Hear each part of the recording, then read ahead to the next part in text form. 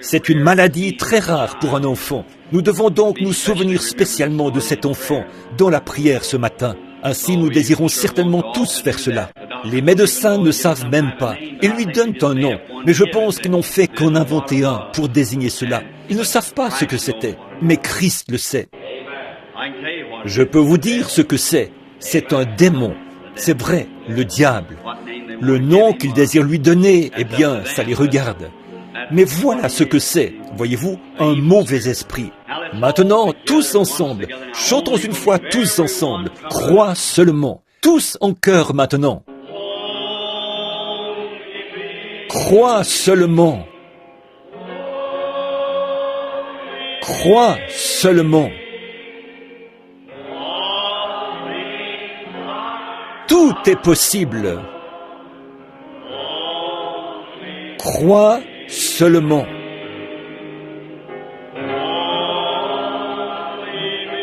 Crois seulement.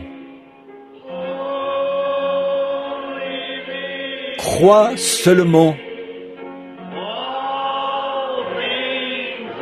Tout est possible. Crois seulement. Le Seigneur va te guérir, petite sœur. Prions maintenant pour la fillette, alors que nous inclinons la tête. Notre Père Céleste, on dirait que je n'arrive tout simplement pas à m'ôter cela de l'esprit. Cette petite fille ici qui se meurt, elle est la petite chérie de quelqu'un. Elle est ta création. Et Satan est en train de ravir sa jeune fille. Maintenant, je te prie au nom de Christ d'arrêter la main de la mort. Fais fuir cet ennemi. Toi, Seigneur, qui es capable de former des murailles de chaque côté de la mer Rouge et de donner aux enfants d'Israël ton héritage. Un voyage sans danger à travers la mer, jusque dans la terre promise. Ô Dieu, nous te prions aujourd'hui d'enlever chaque obstacle et de laisser vivre l'enfant. Il nous a été donné de demander, et en tant que groupe croyant en toi, nous demandons au nom de Jésus la guérison de l'enfant. Amen.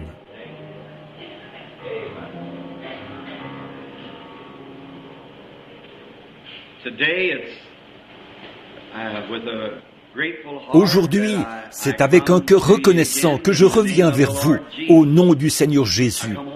Je suis rentré un peu plus tôt de Louisiane. Je pensais que si je pouvais être là avant dimanche, je pourrais avoir l'école du dimanche. Et puis, il a fait tellement chaud là-bas que le temps ce matin nous paraît doux et frais par rapport à celui de la Louisiane. Vous ne resteriez jamais dans un bâtiment comme celui-ci, en Louisiane, avec un seul ventilateur.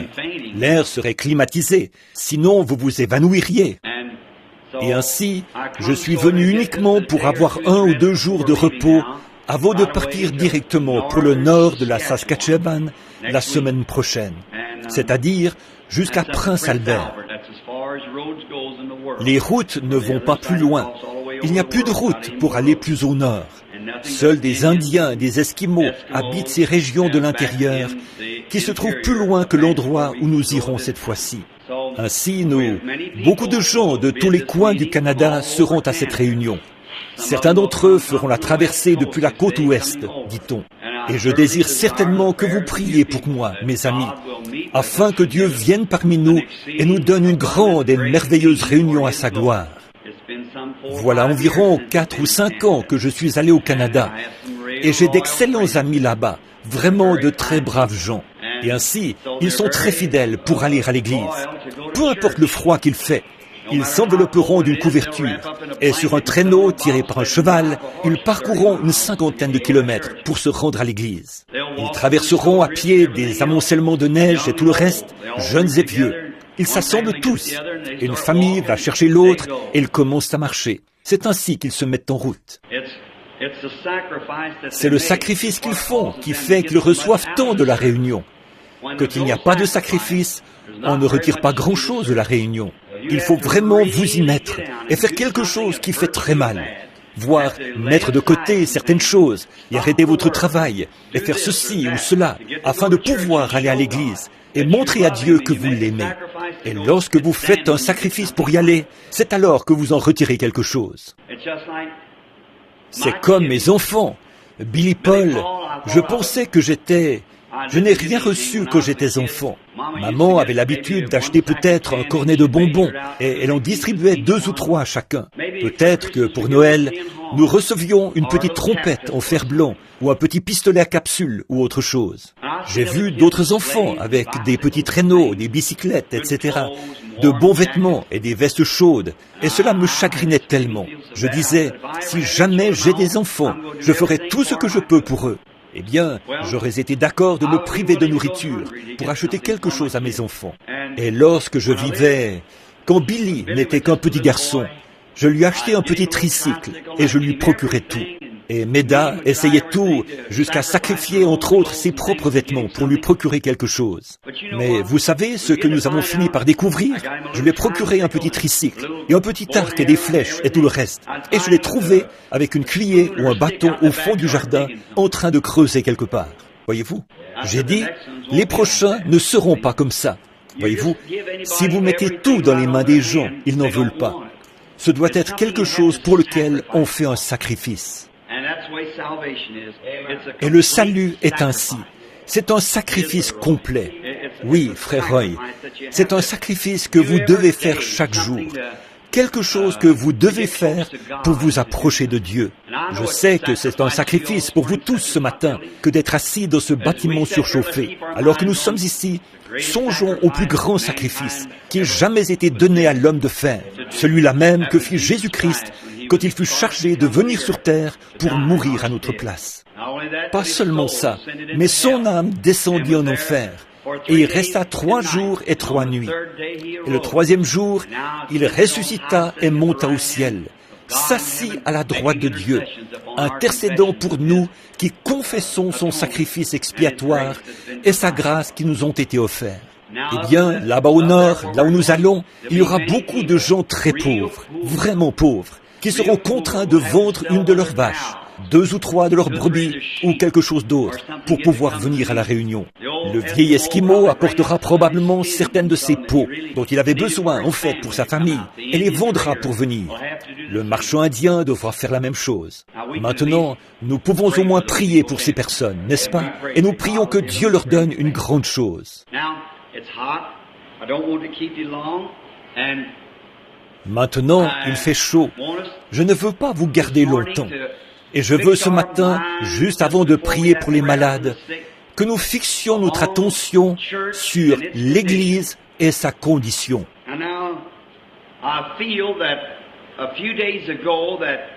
Et maintenant, je sens qu'il y a quelques jours, un message à l'Église m'a été donné à Shreveport en Louisiane.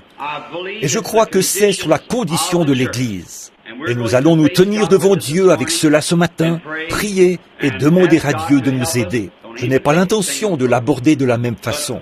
Mais demandons à Dieu de nous aider en ce jour où nous vivons. Et juste avant, voici la précieuse vieille Bible. Mais c'est précisément là-dedans que repose le contenu de la vie éternelle. Et souvenez-vous, la parole est Dieu. Dieu n'est pas plus que sa parole. Et nous ne sommes pas plus que notre parole. Et si nous faisons, bien entendu, vous et moi, nous sommes dans une situation différente. Parce que nous pouvons dire, eh bien, je vais faire une certaine chose. Nous en avons l'intention dans notre cœur. Mais des circonstances peuvent survenir qui font que nous ne pouvons pas faire ce que nous avions déclaré. Mais Dieu ne peut pas faire cela, parce qu'il est infini et il connaît toutes choses, tout ce qui a jamais été et tout ce qui sera. Il ne peut donc pas faire une déclaration à moins de savoir qu'il peut y donner suite.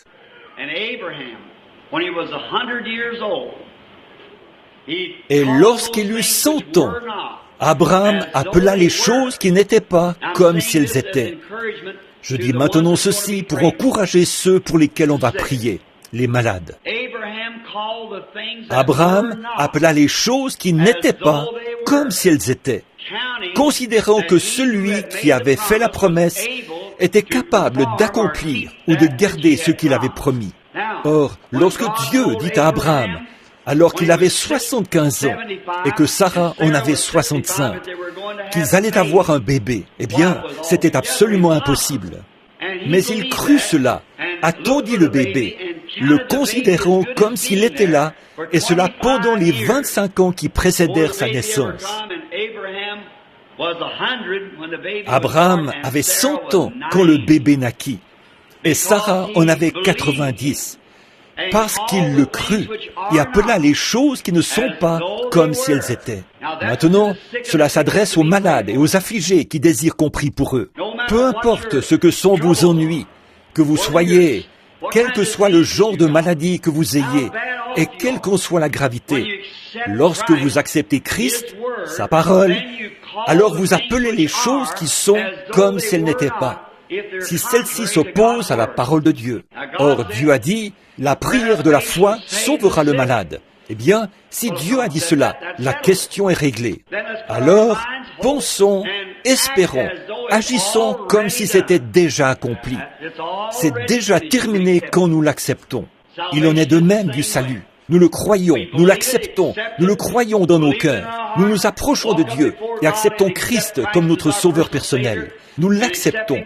Si vous êtes ici ce matin et que vous êtes un pécheur, que vous n'êtes pas sauvé et que vous désirez être guéri, que vous êtes malade, cherchez premièrement le Seigneur. Acceptez-le comme votre sauveur. Alors cette maladie s'en ira. Quoi qu'il en soit, concentrez simplement toute votre pensée pour tout ce que vous avez sur l'homme complet, Jésus-Christ. Tout le reste ira bien. Ainsi, maintenant, gardez cela à l'esprit, parce que j'ai dit ces quelques mots à l'intention de ceux qui sont malades et affligés. Donc ce matin, je vais parler à l'Église de sa condition, car je ressens que, bien que la guérison divine soit merveilleuse, lorsque j'étais à Shreveport, j'ai eu seulement 3 services de guérison là-bas, 3 ou peut-être 4 tout au plus, sur les 11 jours. C'est plus essentiel de prêcher aux âmes des hommes que de consacrer autant de temps à la guérison divine. Bien que les gens qui sont malades et nécessiteux, Dieu peut les guérir, et il a déjà été prouvé dans le monde entier qu'il le fait. Mais l'essentiel maintenant est pour l'âme, qui, elle, ne mourra jamais. Le corps mourra, mais l'âme ne mourra jamais. Et nous devons garder cela de niveau et d'aplomb avec Dieu. J'ai souvent dit ceci, je désire que tout soit fait. Parce que lorsque je descendrai à la rivière ce matin-là, je ne désire pas avoir d'ennui là-bas. Je désire avoir mon billet à la main, en attendant qu'on appelle mon nom. Et je désire pouvoir dire, comme Paul autrefois, frère Creech, que je le connais de la puissance de sa résurrection. Et que, lorsqu'il m'appellera d'entre les morts, je sortirai. Je désire le connaître dans la puissance de sa résurrection. Donc maintenant, lui qui est l'auteur du livre, inclinons nos têtes et nos cœurs devant lui, juste un instant. Ô Dieu, notre Père, nous venons maintenant à toi pour te demander d'ouvrir ta parole pour nous. Nous pourrions en tourner les pages, mais seul le Saint-Esprit peut ouvrir la parole. Ainsi, ouvre-la pour nous ce matin, Père, et donne-nous la richesse abondante de ta grâce.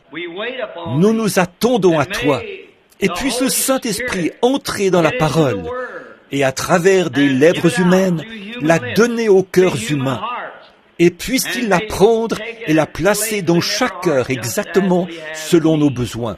Et quand les services seront terminés, et que nous nous apprêterons à rentrer chez nous, nous inclinerons humblement nos têtes, te rendrons grâce et te louerons pour tout ce que nous aurons appris de toi et pour ce que tu auras fait pour nous. Nous le demandons au nom de Christ. Amen.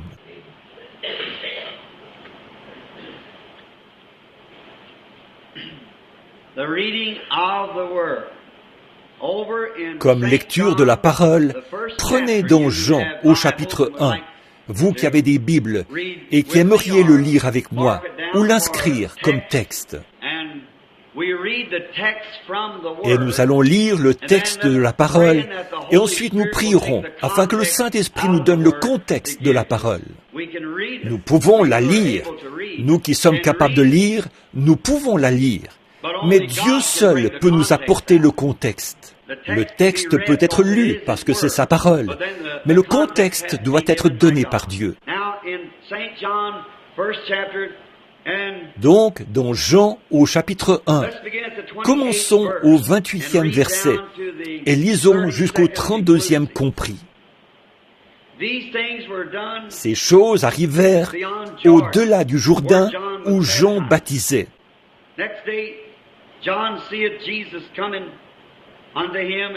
Le lendemain, il voit Jésus venant à lui et il dit, « Voilà l'agneau de Dieu qui ôte les péchés du monde.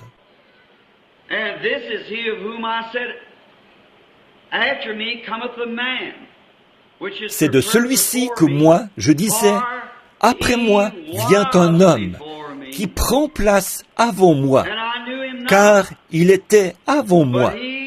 Et pour moi, je ne le connaissais pas, mais afin qu'il fût manifesté à Israël, à cause de cela, je suis venu baptiser d'eau. Et Jean rendit témoignage disant, « J'ai vu l'Esprit descendant du ciel comme une colombe, et il demeura sur lui. » Je désire relire ceci, ce dernier verset, verset 32. Et Jean rendit témoignage, disant, « J'ai vu l'Esprit descendant du ciel comme une colombe, et il demeura sur lui. » Maintenant, que le Seigneur ajoute ses bénédictions à la parole. Je désire que vous essayiez de saisir chaque mot si vous le pouvez. Pouvez-vous m'entendre très bien tout au fond? Très bien. Pouvez-vous m'entendre là-bas derrière? Si vous le pouvez, levez la main. C'est bien.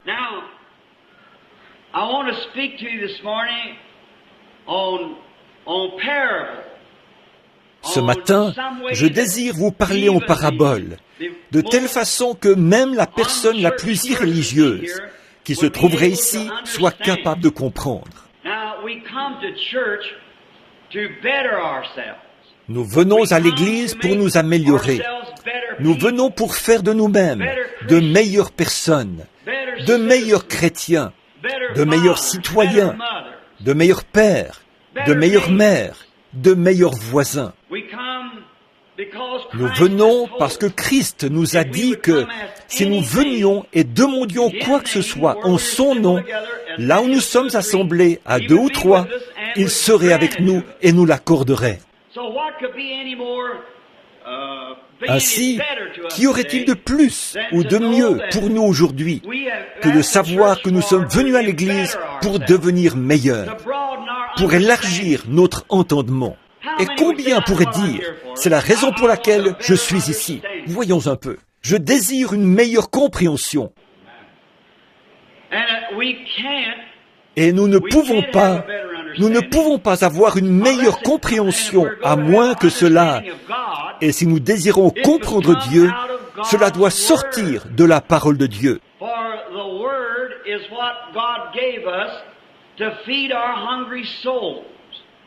Parce que la parole est ce que Dieu nous a donné pour nourrir nos âmes affamées. Et le Saint-Esprit a été envoyé pour prendre la parole de Dieu et pour nous nourrir par la parole. Voyez-vous?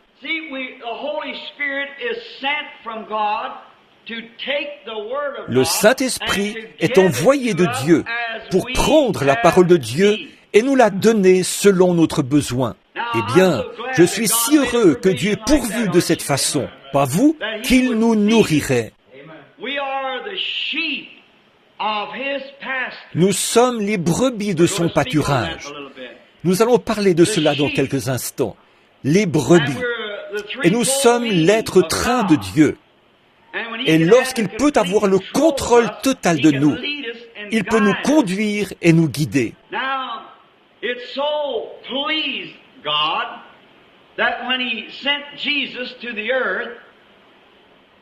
Or, il plut à Dieu, lorsqu'il envoya Jésus sur la terre, de le représenter sous la forme d'un animal.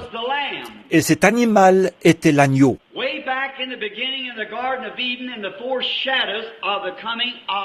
Et tout au commencement, dans le jardin d'Éden, comme préfiguration de la venue de Jésus, Dieu sacrifia un agneau comme offrande de remplacement. Cela laissait pressentir la venue de Christ.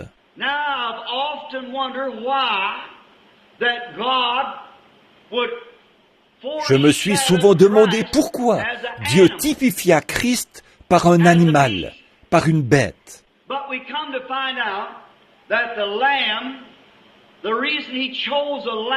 Mais nous découvrons que l'agneau, la raison pour laquelle il choisit l'agneau, c'est que l'agneau est la plus humble et la plus douce de toutes les créatures de la terre. Il n'y a rien de plus humble et de plus doux qu'un petit agneau. Il est si innocent. Il ne peut se suffire à lui-même. Il n'est pas arrogant. C'est une petite créature douce et humble. Et lorsque Dieu voulut représenter Christ aux yeux du monde, il le représenta sous la forme d'un agneau.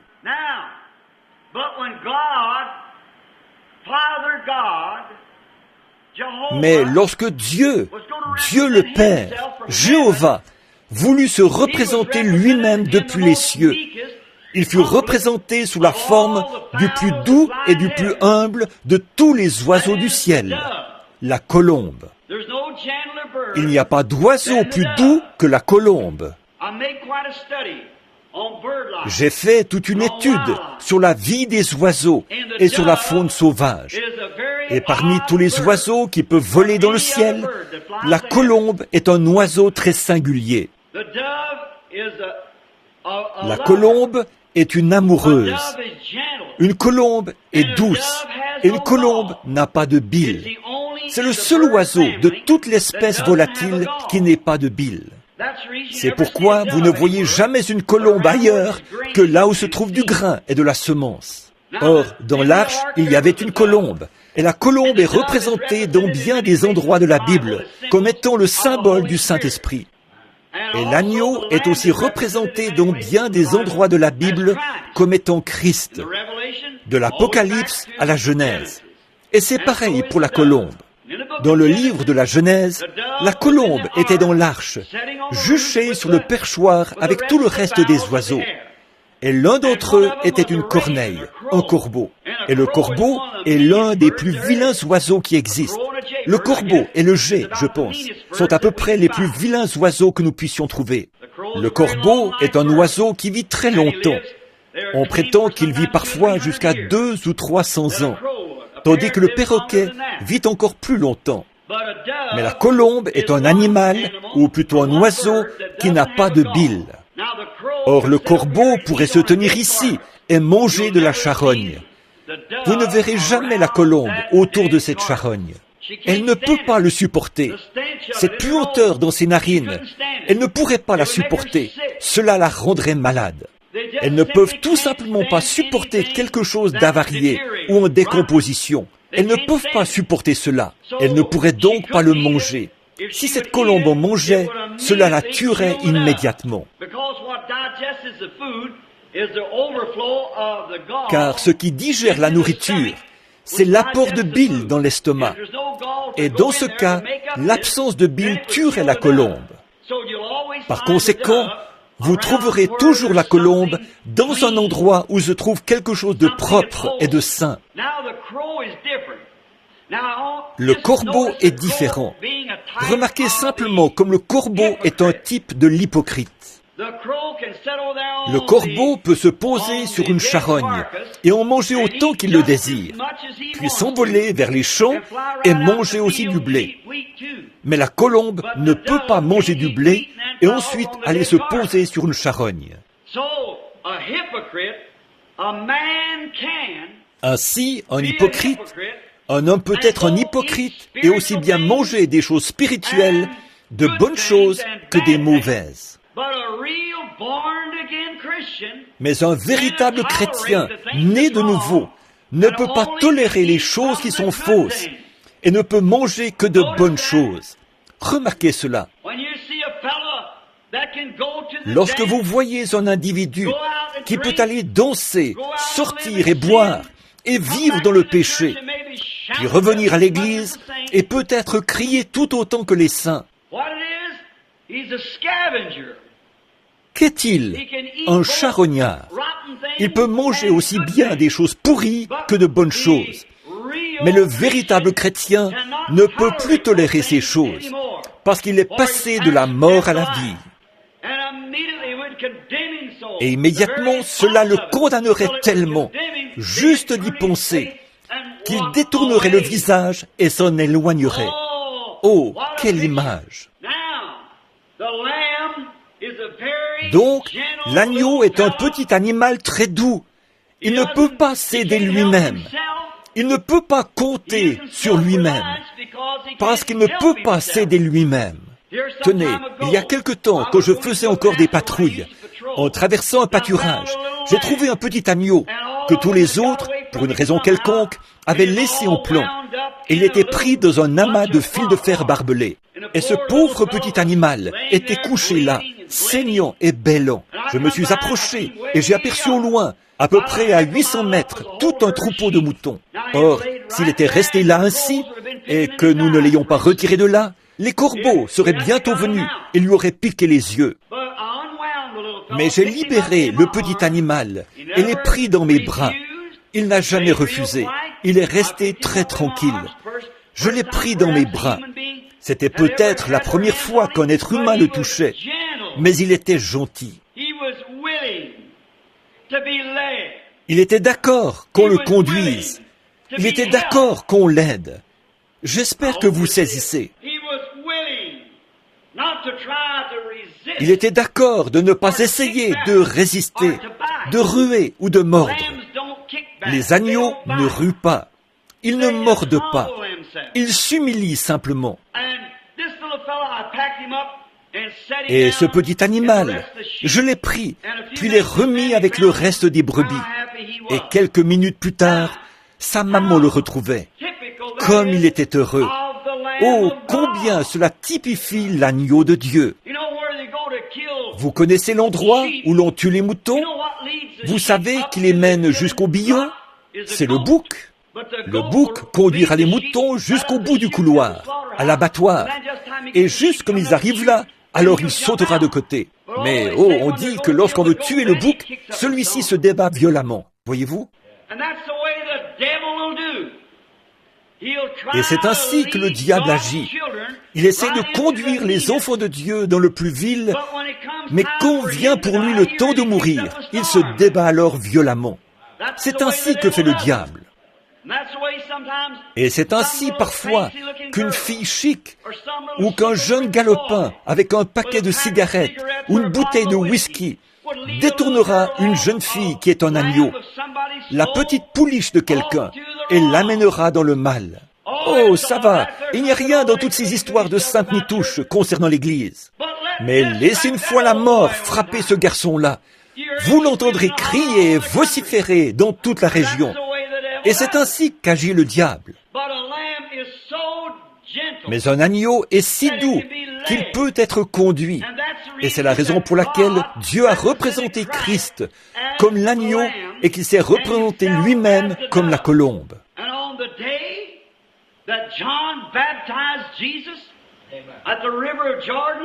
Et le jour où Jean baptisa Jésus dans le Jourdain, il se produisit là l'un des plus grands événements qui se soit jamais produit.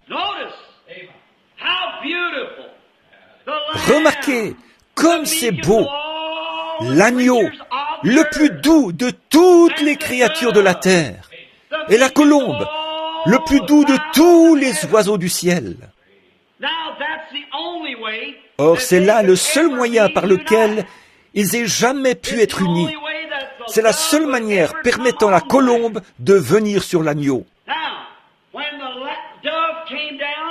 Or, lorsque la colombe descendit, Jean vit Jésus et dit, « Voici l'agneau de Dieu qui ôte les péchés du monde. »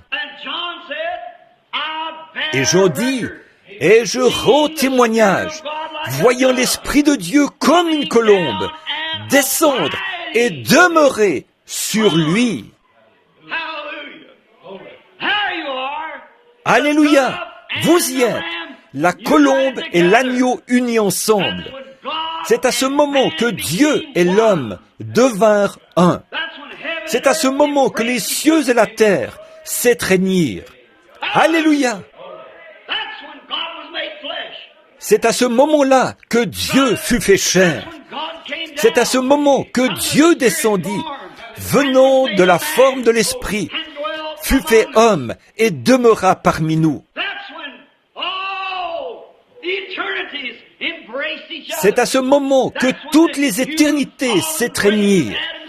C'est à ce moment que la race humaine déchue d'Adam et Jéhovah Dieu, avec tous les anges, se rencontrèrent. lorsque Dieu et l'homme devinrent un, en ce jour mémorable où Jean baptisa Jésus. Maintenant, si cela avait été un loup, le doux roucoulement de la colombe n'aurait jamais pu rester près du loup. Y a-t-il rien de plus joli que d'entendre, tard le soir, les vieilles tourterelles se poser là et roucouler un moment? Après avoir perdu ma femme et ma petite fille, je ne voulais pas qu'on sache ce que je faisais. Je montais dans ma vieille voiture, je prenais la route ici et allais au cimetière Walnut Ridge. Je m'asseyais là, à côté d'un arbre, et je regardais la tombe. Je ne pouvais simplement pas me passer d'elle. Il me semblait que je ne pouvais plus le supporter. J'avais déposé là mon petit bébé, âgé de 8 mois. Elle avait l'habitude de tendre ses petites mains et d'essayer de me toucher. Puis je jouais de la trompette ou lui disais quelque chose. Elle faisait « gou, gou » en tendant ses petites mains. Et je m'asseyais à côté de l'arbre, spécialement quand il commençait à faire nuit. Et il y avait habituellement une vieille colombe qui venait se poser dans le buisson et commençait à roucouler. Oh là là! Une fois, je me suis demandé si c'était l'âme immortelle de mon enfant qui revenait pour essayer de me parler.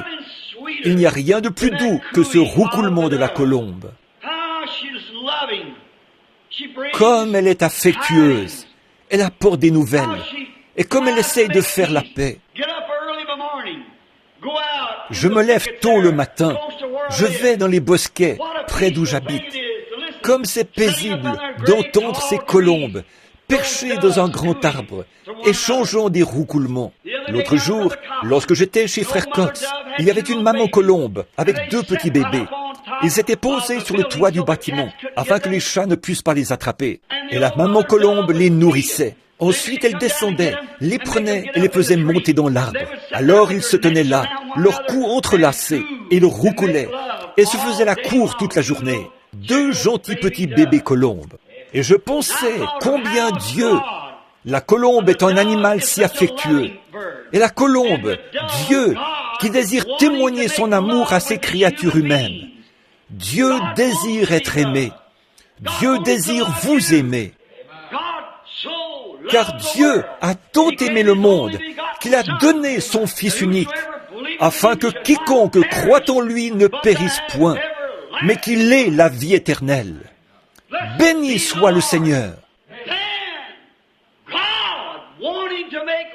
Alors Dieu, qui désirait témoigner son amour, dut créer quelque chose d'aimable.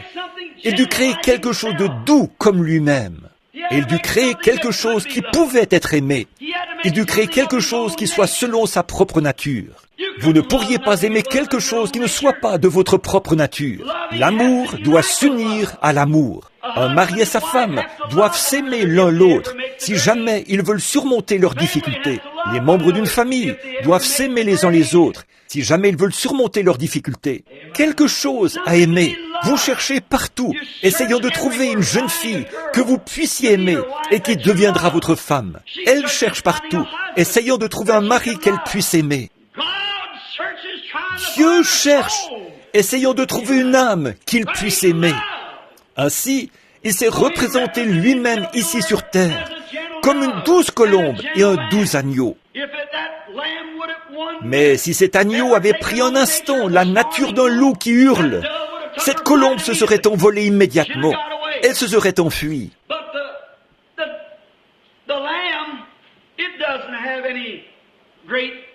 Mais l'agneau ne possède pas une grande intelligence.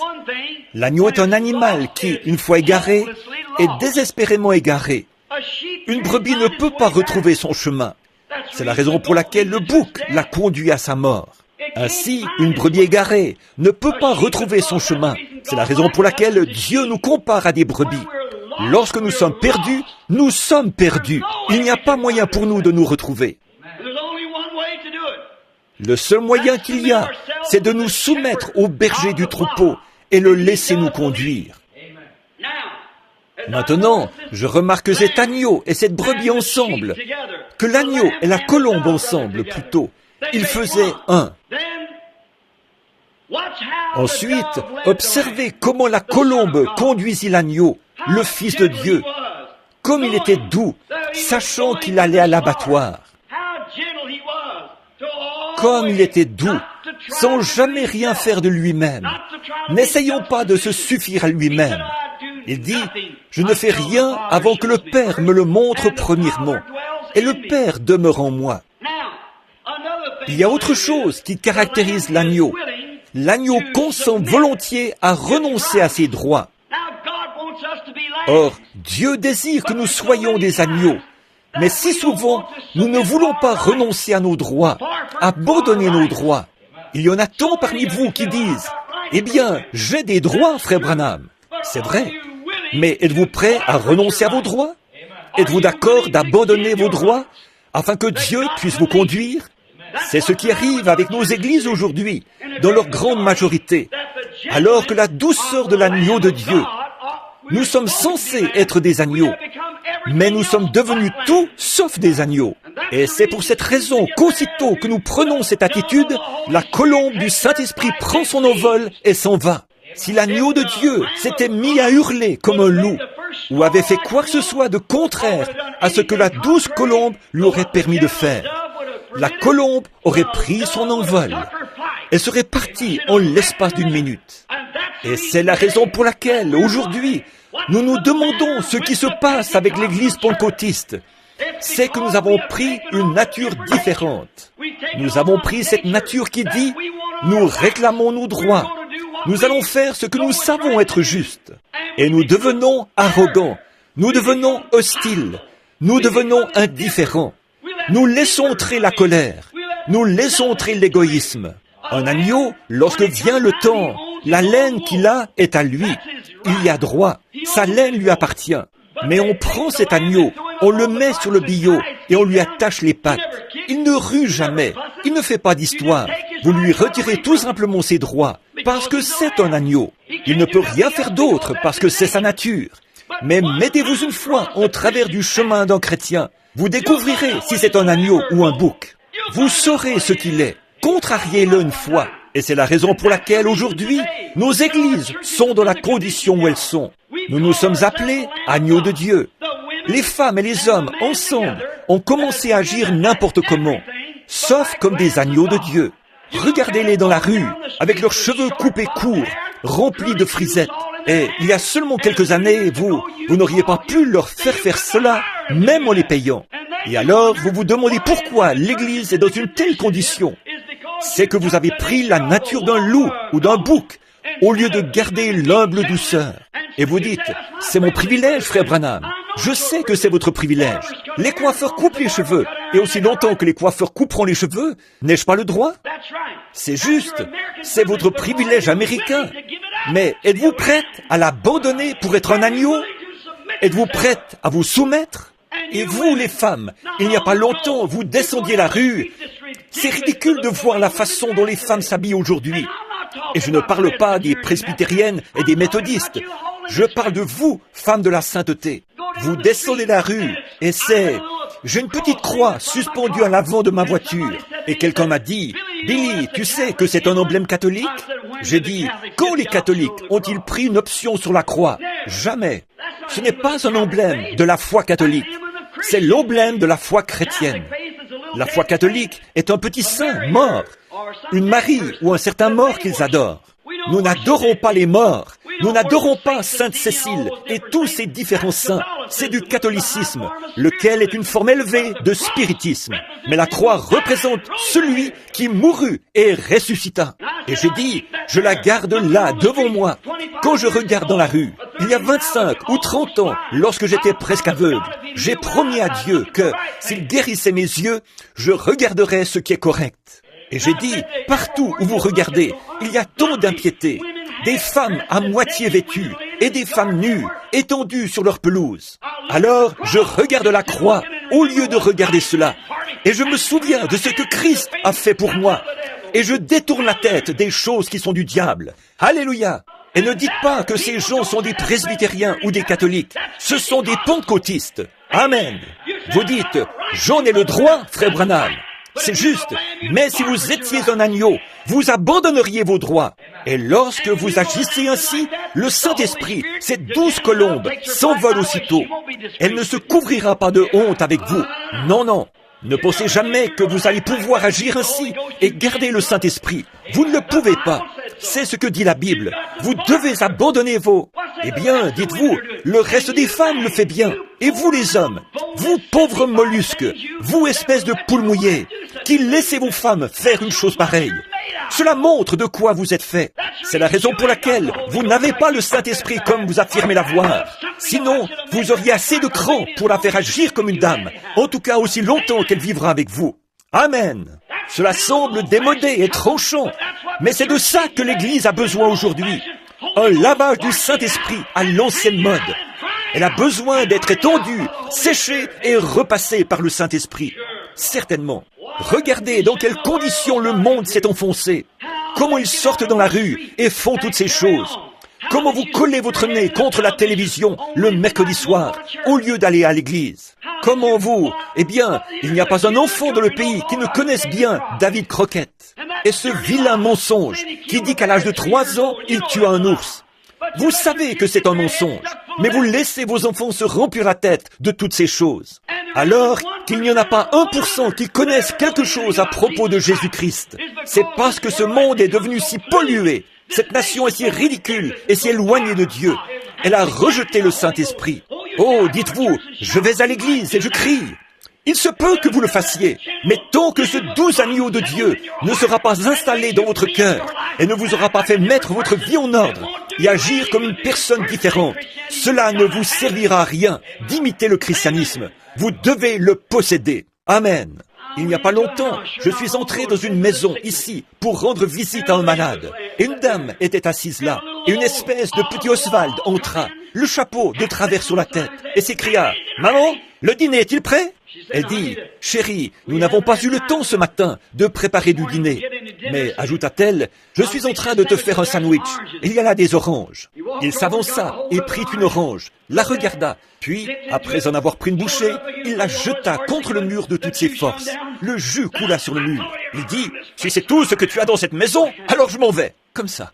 J'ai pensé « Oh Dieu, il faudrait que je puisse m'occuper de lui pendant 5 minutes. » Oh, je lui aurais arraché la peau comme jamais il ne se l'est fait arracher. Mais eux sont restés là, le plaignant et le dorlotant. Ce dont il a besoin, c'est une bonne correction à l'ancienne mode qui écorche le derrière. C'est ce dont nous avons de nouveau besoin. Des foyers à l'ancienne mode et des prédicateurs qui se tiennent derrière la chair et prêchent la vérité, l'appliquant là où il faut. Amen. C'est juste. Oh là là. Par exemple, la petite Marie tape du pied, lève ce petit nez, fait la moue avec ses petites lèvres rendues roses par les produits Max Factor. Puis elle relève sa petite tête et sort de la maison. Quelle honte! Comme les enfants sont désobéissants, la Bible a dit qu'ils le seraient. Les Écritures ont dit qu'ils le seraient. Et comment ils se comporteraient, ce qu'ils feraient. Et les choses qui se passent aujourd'hui dans le monde résultent du fait qu'ils ont attristé le Saint-Esprit et qu'il s'en est allé. Il y a quelques années, je vais célébrer dans quelques jours la première effusion du Saint-Esprit en Amérique. Il y a 50 ans cette année que le Saint-Esprit est descendu pour la première fois au milieu des anciennes réunions pentecôtistes d'Azusa Street à Los Angeles, alors que les gens s'étaient réunis. Lorsque Christ descendit parmi ces gens, ceux-ci étaient doux et paisibles. Ils vivaient une vie de piété.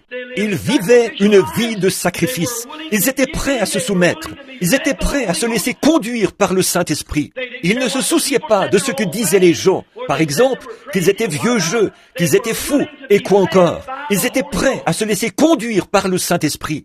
Mais aujourd'hui, oh là là, une houppette, une boîte de produits de beauté et une paire de shorts, et dehors dans la rue. Eh bien, c'est une honte. Elles affirment avoir le Saint-Esprit. Oh, vous dites, mais j'ai parlé en langue. Oui, et le diable aussi. Oh, j'ai crié, et le diable aussi. Le diable peut imiter tout ce que Dieu possède, sauf l'amour. Il ne peut pas imiter l'amour. Oui. Bientôt, vous réalisez que lorsque vous commencez à faire ces choses, vous enlevez les barrières. Vous commencez à faire des compromis. Et alors, il commence à y avoir de petits clans dans l'église parmi les gens. Et quelqu'un dira, tu sais, le pasteur est comme ceci et comme cela. Ou encore, le diacre est comme ceci et comme cela. Et vous vous êtes mis à écouter ces choses. Et c'est la raison pour laquelle vous avez tant d'ennuis. Vous avez commencé à écouter le diable et à entendre un grognement au lieu d'écouter la douce colombe, le Saint-Esprit. La colombe de Dieu qui voulait vous conduire, vous guider, vous aimer et vous bénir. Dès que vous manifestez l'un de ces petits accès de colère, la colombe s'envole immédiatement. C'est juste, elle ne peut pas le supporter. Sa nature est différente. Oh, elle ne peut absolument pas le supporter. Et lorsque vous vous mettez à parler de votre prochain, elle ne peut pas supporter cela. Elle ne va pas le tolérer. Elle s'envole et s'éloigne. Elle ne peut le supporter plus longtemps. La colombe est douce. La colombe est humble. Et la colombe ne se tiendra sur rien qui ne soit de la même nature qu'elle. Maintenant, Dieu peut faire de vous un homme ou une femme avec une nature différente. Il peut vous donner une nature différente. Vous me direz, eh bien, frère Branham, que pouvons-nous faire à ce sujet? Redevenez tout simplement un agneau. Il n'y a que deux animaux qui s'associeront. C'est la colombe et l'agneau. La colombe ne viendra pas sur autre chose qu'un agneau. Et si vous êtes devenu un bouc, alors débarrassez-vous de ce vieil esprit de bouc. C'est juste. Si vous êtes devenu quelque chose d'autre, débarrassez-vous-en. Si vous commencez à devenir cancanier, une fois, je prêchais de toutes mes forces dans une certaine ville. Il y avait là des milliers de gens. Puis je fis un appel à l'autel. Je pensais avoir couvert le péché sous toutes ses formes. J'avais mentionné tout ce qui me venait à l'esprit. Ce soir-là, une fois le service terminé, une femme, l'air bien prude, passa près de moi et me dit, « Eh bien, frère Branham, je suis vraiment contente que vous ne m'ayez pas touché ce soir. » Je pensais, eh bien, ce doit être une vraie chrétienne. Elle me dit, vous ne m'avez pas touché ce soir. Je dis, eh bien, cela me fait plaisir d'entendre cela, madame. Vous devez être proche du royaume de Dieu. Puis elle s'éloigna sur la pointe des pieds. Une autre petite dame se tenait là, et je lui demandais, dites, connaissez-vous cette femme? Oui. Je dis, ce doit être une vraie chrétienne. Elle dit, il y a un point que vous avez omis de toucher ce soir, frère Branham. C'était celui du commérage. C'est la plus grande commère du pays. Vous y êtes, c'est cela. Voyez-vous? Mais lorsque vous en venez à l'une de ces choses, peu importe que le prédicateur tape là-dessus ou non, depuis la chair, lorsque vous voyez ces choses charnelles, ces choses du monde, aussi longtemps que vous les tolérez, vous êtes loin de Dieu et le Saint-Esprit restera éloigné. C'est la raison pour laquelle les réunions ne sont plus comme elles étaient. C'est la raison pour laquelle l'allée recouverte de sciure n'est pas utilisée ce matin dans le tabernacle. C'est la raison pour laquelle il n'y a pas de grande réunion sous tente dans le pays. C'est que nous avons attristé, éloigné la douce colombe de Dieu. C'est juste. Aussi longtemps que nous serons si indifférents, il ne restera pas avec nous. Aussi longtemps que nous serons médisants, nous voulons en faire à notre tête. Maintenant, je désire que vous remarquiez, l'agneau était un agneau silencieux. La Bible dit, il n'ouvrit point la bouche. Comme la brebis devant ceux qui la tondent, il fut muet. Il n'a pas ouvert la bouche. Il n'était pas quelqu'un qui réclame ses droits. Non, monsieur, il était prêt à perdre ses droits. C'était un agneau silencieux. Mais aujourd'hui, oh là là, comme nous tenons à nos opinions, oh là là, c'est moi qui te le dis. Si quelqu'un vient me dire quelque chose, je vais te l'arranger. Je vais le mettre en pièces. Je le dirai à cette vieille hypocrite quand je la verrai. Attends juste que je la voie. Dieu soit béni. Alléluia. Hein? La colombe s'envole, tout simplement, et va plus loin. Certainement. Le Saint-Esprit n'est plus avec vous aussi longtemps que vous avez ce sentiment-là. Écrivez cela dans votre livre. Il ne le voudra jamais. Le Saint-Esprit ne se tiendra pas là où il y a cette sorte d'esprit. Il faut que ce soit un esprit d'agneau, un esprit doux. Sinon, il ne restera pas, tout simplement. Si ce n'est pas doux et humble, conduit par le Saint-Esprit, et si quelque chose survient, il ne le remarque même pas. Il continue simplement son chemin. Voyez-vous? Et à l'instant même où l'on se détourne, vous savez, c'est l'heure. Lorsque vous vous êtes détourné, savez-vous que le premier péché commença lorsque quelqu'un se détourna juste un instant? Saviez-vous cela? La Bible dit, Ève se détourna juste un moment pour entendre ce que Satan avait à lui dire. Et il lui dépeignit un si joli tableau qu'elle pensa réellement que c'était la vérité. Elle l'écouta. Et la seule chose que le diable veut que vous fassiez, c'est simplement que vous vous détourniez quelques instants. Il peut vous peindre un tableau et vous dire alors, regarde un peu ici, tu sais, frère, tu sais, sœur, s'ils étaient des gens corrects, ils ne feraient pas ceci. S'ils faisaient simplement ceci, tu sais. Il peut vous le présenter avec un tel réalisme que cela devient une réelle vérité. Certainement. Mais souvenez-vous, c'est le diable. Peu m'importe le niveau de leur bassesse, jusqu'où ils se sont enfoncés dans le péché. C'est votre devoir de les entourer de vos bras et de les relever par l'amour de Dieu. Où étiez-vous lorsque la colombe de Dieu vous a retiré du bourbier? C'est votre devoir, mes amis. Ce monde se meurt par manque d'un petit peu d'amour. Je désire que vous observiez cet animal aussi, ce petit animal. C'était un agneau silencieux, parce qu'il n'a pas, lorsqu'il fut injurié, il ne redit pas les injures. Il n'a pas invectivé et fait toutes sortes de désordres. Il ne s'est pas mis dans tous ces états. Il ne l'a pas fait. Quand quelqu'un, lorsqu'il fut injurié, il ne rendit pas les injures. Il n'ouvrit point la bouche. Mais que quelqu'un vous fasse quelque chose à vous, ou à moi, oh là là, nous éclatons comme un crapaud qui mange de la chevrotine. Nous nous gonflons comme une vieille oie. Eh bien, je te dis tout de suite, s'il me marche encore comme ça sur les pieds, je ne retourne plus jamais dans cette vieille église. Non, monsieur, Dieu soit béni. Alléluia. Les Nazaréens me recevront. Les pèlerins de la sainteté m'accepteront. Alléluia. Je n'ai plus à le faire. Très bien, la colombe s'envole. Tu sais quoi? Si ce vieil hypocrite fréquente cette église-là, eh bien, je n'y retournerai plus jamais. Dieu soit béni, je n'irai plus. Et lorsque cette chose vous frappe, ce vieux loup qui gronde, la colombe s'envole. C'est vrai. Alors le Saint-Esprit n'est plus là. Ensuite, vous vous demandez ce qui se passe avec vous. Vous vous demandez ce qui se passe avec l'Église. Vous vous demandez ce qui se passe avec vous. Pourquoi n'avez-vous plus la victoire que vous aviez? Vous avez changé de nature. Vous êtes devenu un bouc au lieu d'un agneau.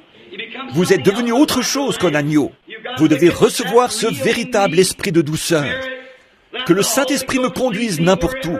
Ô Dieu, j'aime chaque pécheur, où qu'il soit. Si de tels sentiments s'installent dans votre cœur, alors vous verrez quelque chose se produire. Votre âme, vous me direz, eh bien, frère Branham, y a-t-il une solution à cela? Oui, devenez simplement un agneau, c'est tout. Eh bien, frère Branham, j'ai rencontré une jeune dame l'autre soir, à Shreveport. Billy et moi sommes allés quelque part manger un sandwich après le service. Une belle jeune femme entra là, probablement une jeune fille de 20 ans ou à peu près. Elle était bien habillée. Elle s'est assise et j'ai remarqué qu'elle regardait continuellement dans notre direction. J'ai simplement continué à manger.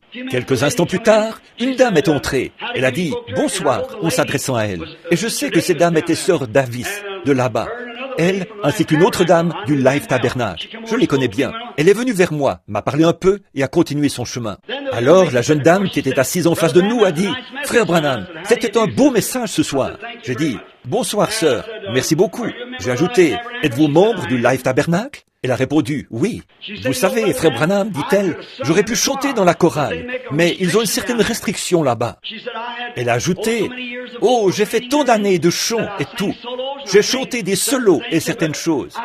Mais je n'ai pas pu chanter parce qu'ils ne permettent pas qu'une femme maquillée chante dans la chorale. » J'ai dit « Eh bien, gloire à Dieu pour le Life Tabernacle. » Elle a dit « Mais je vous assure, frère Branham, je suis une chrétienne. » J'ai dit « Alors, sœur, rentrez chez vous et lavez-vous le visage. » J'ai ajouté « Voulez-vous me dire par là que vous laisseriez une chose insignifiante comme porter un peu de cette affaire sur votre visage?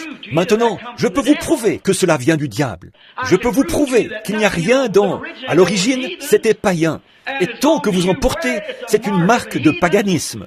Je viens de rentrer d'Afrique. Je suis allé dans la jungle des Hottentots et j'ai découvert exactement d'où proviennent les boucles d'oreilles et toutes ces choses. Cette quantité de bijoux que vous vous mettez autour du cou et à vos oreilles, etc.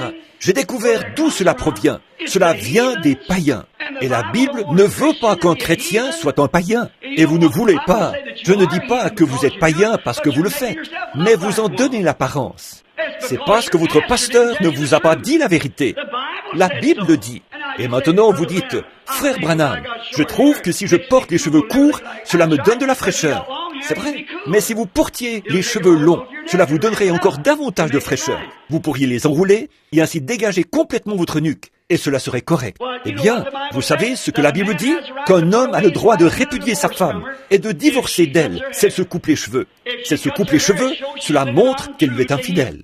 La Bible dit, 1 Corinthiens 12, voyez si cela n'est pas juste. Une femme qui se coupe les cheveux déshonore son chef, qui est son mari. Si elle est peu honorable, il faudrait divorcer d'elle et s'en éloigner. C'est juste. Mais, voyez-vous, les pasteurs ne vous disent jamais ces choses-là. Et c'est la raison pour laquelle vous agissez ainsi. Et les hommes, la Bible dit, Tenez, il n'y a pas longtemps, quelqu'un m'a écrit et m'a dit, « Frère Branham, à propos de ces blouses qu'ont les femmes, eh bien il est difficile de trouver encore des blouses. Alors serait-il correct pour nous chrétiennes de porter celles qui sont en dacron, nylon ou quelque chose ainsi ?» J'ai répondu, « Écoutez sœur, laissez-moi vous dire une chose à ce sujet. Une chose est certaine, vous pouvez faire ceci. Si vous ne pouvez pas en acheter une, on vend toujours des machines à coudre. Vous pouvez donc en confectionner. » J'ai dit, c'est vrai, pour le faire paraître juste, vous savez, je crois que cela ne fait qu'exprimer ce qui est dans votre cœur. Votre façon de faire, ou la façon dont vous agissez, montre ce qui est en vous. C'est la raison pour laquelle il y a tous ces grognements, ces chichis et ces médisances, et toutes ces histoires dans l'Église. C'est ce qui divise l'Église. Cela montre que le diable est entré en vous, et que le Saint-Esprit vous a quitté. Or, je sais que chez certains d'entre vous, ces paroles font l'effet d'une raclée, mais il doit en être ainsi. Il le faut. C'est la raison pour laquelle je dis ceci. Non pour paraître intelligent ou pour faire le malin, mais pour vous dire où est le problème. Car un jour, j'aurai à comparaître et à répondre de vous. Ainsi donc, votre comportement, la façon dont vous agissez, montre ce que vous êtes. Si vous avez un vieux tempérament colérique qui sort de ses gonds pour presque rien, et que vous vous amenez et faites des histoires, critiquez et dites des vulgarités et des choses ainsi, cela montre d'où ça vient. Alors, il n'y a qu'une chose à faire. Retirez cette chose de là, et la colombe reviendra dans votre cœur. Lorsque la colombe sortit de l'arche, on l'a mis dehors, mais elle revint et frappa à la porte de l'arche, jusqu'à ce que Noé la laisse entrer. Le Saint-Esprit est ici, le Saint-Esprit désire entrer. C'est la raison pour laquelle, aujourd'hui, le Saint-Esprit, il ne vous a pas quitté pour toujours. Il est seulement perché là-dehors, sur la branche d'un arbre quelque part, prêt à revenir et à entrer en vous, et à vous donner l'amour, la paix et la joie que vous aviez. Certainement, il est prêt à le faire, il désire le faire, il est impatient de le faire, mais vous ne voulez pas le laisser faire. Maintenant, je ne m'adresse pas à vous qui êtes de l'extérieur. Je ne sais pas ce que votre pasteur... Je parle au Branham Tabernacle. Je ne parle pas à vous qui venez d'autres églises. Je parle au Branham Tabernacle. C'est ce qui se passe ici. C'est ce qui fait que la colombe s'envole, que quelqu'un commence un petit quelque chose dans l'église, et tout de suite quelqu'un dira, « Oh, vraiment? Oh, vous ne voulez pas dire que... » À ce moment, le Saint-Esprit s'envole. Il ne peut tout simplement pas supporter cette sorte d'esprit. Dès que la nature de l'agneau vous quitte, alors le Saint-Esprit s'en va, certainement. Et c'est ce qui se passe aujourd'hui. C'est la raison pour laquelle les gens sont dans une telle condition. C'est parce qu'ils laissent le faux esprit entrer dans leur cœur, dans leur vie. Or, c'est la raison pour laquelle nous avons... La Bible dit que c'est la raison pour laquelle il y a tant de malades et d'affligés parmi nous. C'est à cause de pareilles choses. Nous devons être doux, nous devons être paisibles, nous devons être un agneau, afin que la colombe puisse demeurer avec nous. Maintenant, souvenez-vous, la colombe viendra. Vous dites, « Oh, frère Branham, ne me dites pas que je n'ai jamais reçu le Saint-Esprit. Alléluia! Un soir là-bas, oh, lorsqu'il entra, j'aurais pu marcher. » Certainement, c'était lui. Oh, je me sentais si bien. Il me semblait que j'aurais pu prendre chaque petit oiseau qui était dans l'arbre, le serrer contre moi et lui témoigner de l'affection. J'aurais pu mettre mes bras autour de la personne qui m'a fait le plus de mal et l'embrasser. Oh, frère Branham, si vous saviez comment je me sentais alors, certainement, c'était le Saint-Esprit. Mais voyez-vous, la raison pour laquelle il n'a pas pu demeurer, c'est que vous étiez alors un agneau. Mais lorsque vous êtes devenu un loup, il a dû s'envoler. Il n'y a rien qui n'aille pas avec la colombe. C'est avec vous que cela ne va pas. Et vous avez laissé cet esprit venir sur vous. Ai-je fait cela, frère Branham? Oui, lorsque vous vous êtes mis à écouter ce commérage, lorsque vous avez écouté ce mensonge, lorsque vous avez dit, eh bien, j'en ai le droit. Vous n'avez aucun droit. Un prix a été payé pour votre rachat. C'était le prix du précieux sang du Fils de Dieu. Vous n'avez aucun droit légal. Alléluia. Le seul droit que vous ayez, c'est de venir à la fontaine remplie du sang tiré des veines d'Emmanuel. Et les pécheurs qui sont plongés dans ce fleuve perdent toute tache de culpabilité. Oui, monsieur. Le seul droit que vous ayez, c'est d'abandonner votre volonté propre à Dieu. Et à partir de ce moment-là, Dieu dirige. C'est ce qui fait que les réunions... C'est ce qui fait qu'il y a tant de choses étranges. Le Saint-Esprit ira à un endroit, puis il dira, « Ceci n'est pas juste. Arrête la réunion, va plus loin. » Je l'arrête, frère. Et comment? Et je vais plus loin. C'est juste, parce que vous devez être conduit par l'Esprit de Dieu. Et la seule façon d'être conduit par l'Esprit de Dieu, c'est de rester doux, et non pas de connaître beaucoup de choses. Oh, vous pensez, moi, je connais beaucoup de choses. Oui, vous emballez votre cerveau, si bien qu'il ne peut même plus fonctionner normalement. Vous connaissez tous les livres, toutes les réponses, tout le grec et tout l'hébreu, ce qui fait que la colombe n'a pas de place pour se percher. Exactement. Vous connaissez tout, ce qui fait que la colombe ne peut pas diriger, parce que vous en savez trop. L'agneau n'a pas la prétention de connaître quoi que ce soit. Il doit avoir quelqu'un d'autre pour le diriger. Gloire, c'est ça, il ne sait rien, amen. La seule chose que je connaisse, c'est que Jésus-Christ est mort pour me sauver. En Californie, il y avait une fois quelqu'un qui marchait avec un écriteau devant lui, disant « Je suis un fou de Christ ». Et sur son dos était écrit « De qui es-tu le fou ?» C'est juste, devenez fou aux yeux du monde, afin que vous puissiez être conduits par le Saint-Esprit. Parce que les fils et les filles de Dieu sont conduits par le Saint-Esprit. Romains 8:1 dit « Il n'y a donc maintenant aucune condamnation pour ceux qui sont en Jésus-Christ et ne marchent pas selon la chair, mais selon l'Esprit, qui ne suivent pas le loup, mais la colombe. » Amen. Doc avait coutume de chanter un chant « Remplis-moi chaque jour d'amour, guidé par la colombe céleste, que j'aille mon chemin souriant et chantant, remplis-moi chaque jour d'amour. » Quel jour paisible ce sera pour le Branham Tabernacle, ou n'importe quelle autre église, ou n'importe quel individu, lorsqu'ils abandonneront leurs droits pour devenir un agneau. Que faire, frère Branham? Revenez à l'agneau, revenez à votre douceur, revenez à cette position où vous ne savez rien, revenez simplement pour vous soumettre à Christ. N'essayez pas de connaître quoi que ce soit. Marchez simplement dans la douceur, dans la tranquillité, dans l'humilité, dans la gentillesse, et la colombe vous conduira. Mais lorsque vous vous mettez à écouter ce commérage, et dès que vous laissez cette colère monter, dès que vous pensez que vous avez le droit de faire ceci et cela, la colombe prend son envol et s'éloigne. Alors, vous ne l'avez plus. Maintenant, elle n'est pas très loin de vous ce matin, Église. Elle est perchée là-bas, dehors, sur le rameau de la paix, attendant que votre nature change. Amen. Ce dont vous avez besoin aujourd'hui, c'est d'abandonner tous vos droits. C'est de laisser Dieu vous étendre par terre et vous dépouiller de tous vos droits. Amen. Pouvez-vous vous imaginer un petit agneau avec toute sa toison sur lui? Cela représente ses droits, oui.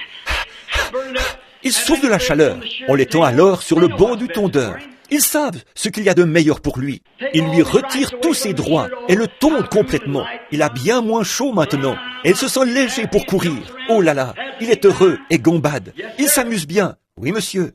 Si vous abandonnez vos droits, c'est ce que vous recevez ensuite. Mais vous devez abandonner vos droits et laisser la parole de Dieu vous dépouiller de tout ce qu'il y a de mondain en vous. Vous débarrasser de toutes les habitudes du monde. Vous devenez alors une nouvelle créature en Christ.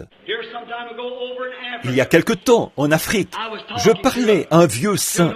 Il dit, « Frère Branham, je sais que vous croyez au surnaturel. » Je dis, « Certainement, mon frère. » Il dit, « Il y a des années, je croyais être quelqu'un. Je pensais être vraiment chrétien. Pour arriver à notre église, je devais gravir une colline. Après avoir garé ma petite voiture, je devais gravir une colline sur environ 300 ou 400 mètres et contourner des buissons, etc. pour y arriver. Et il dit, nous avions une réunion de prière là-haut. Il ajouta, je pensais être vraiment chrétien. Je connaissais toute la Bible. J'ai étudié tout l'hébreu. J'ai étudié toutes les prononciations exactes des mots. Si quelqu'un m'abordait pour parler de la Bible, je lui répondais du tac au tac. Je savais de quoi je parlais. Il dit, un soir, je montais à l'église. Il y avait eu beaucoup de conflits dans notre église. Il y avait des petits clans montés les uns contre les autres. Vous savez comment cela se produit? Je dis, oui, certainement. Il dit, sur mon chemin, en gravissant la colline, je réalisais soudain que quelqu'un me suivait. Et il dit, j'ai pensé attendre un petit peu pour permettre à cette personne de me rejoindre, afin de lui parler un peu en montant le chemin. Vous savez, c'est une bonne chose. Vous attendez juste un petit moment. Et il dit, comme je gravissais la colline, je vis un homme qui montait. Il portait un baluchon sur le dos, qui était beaucoup plus gros que lui. Cet homme était à bout de souffle. Il haletait. Il avançait à petits pas, essayant de monter.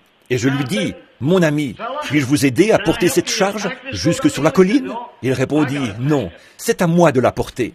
Je regardais ses mains. Alors dit-il, je sus que c'était une vision. Il avait des cicatrices aux mains. Alors je tombai par terre et dis, « Seigneur, est-ce que tu portes les péchés du monde dans ce sac ?» Il répondit, « Non, je porte seulement les tiens. J'essaie simplement de t'aider à gravir la colline, afin que tu puisses y arriver. » Il en est ainsi. Si nous regardions simplement autour de nous, nous découvririons qu'il est en train de porter les nôtres. Est-ce que cela ne vous fait pas vous sentir petit? Notre cœur méchant et cruel, juste parce que nous pouvons le faire.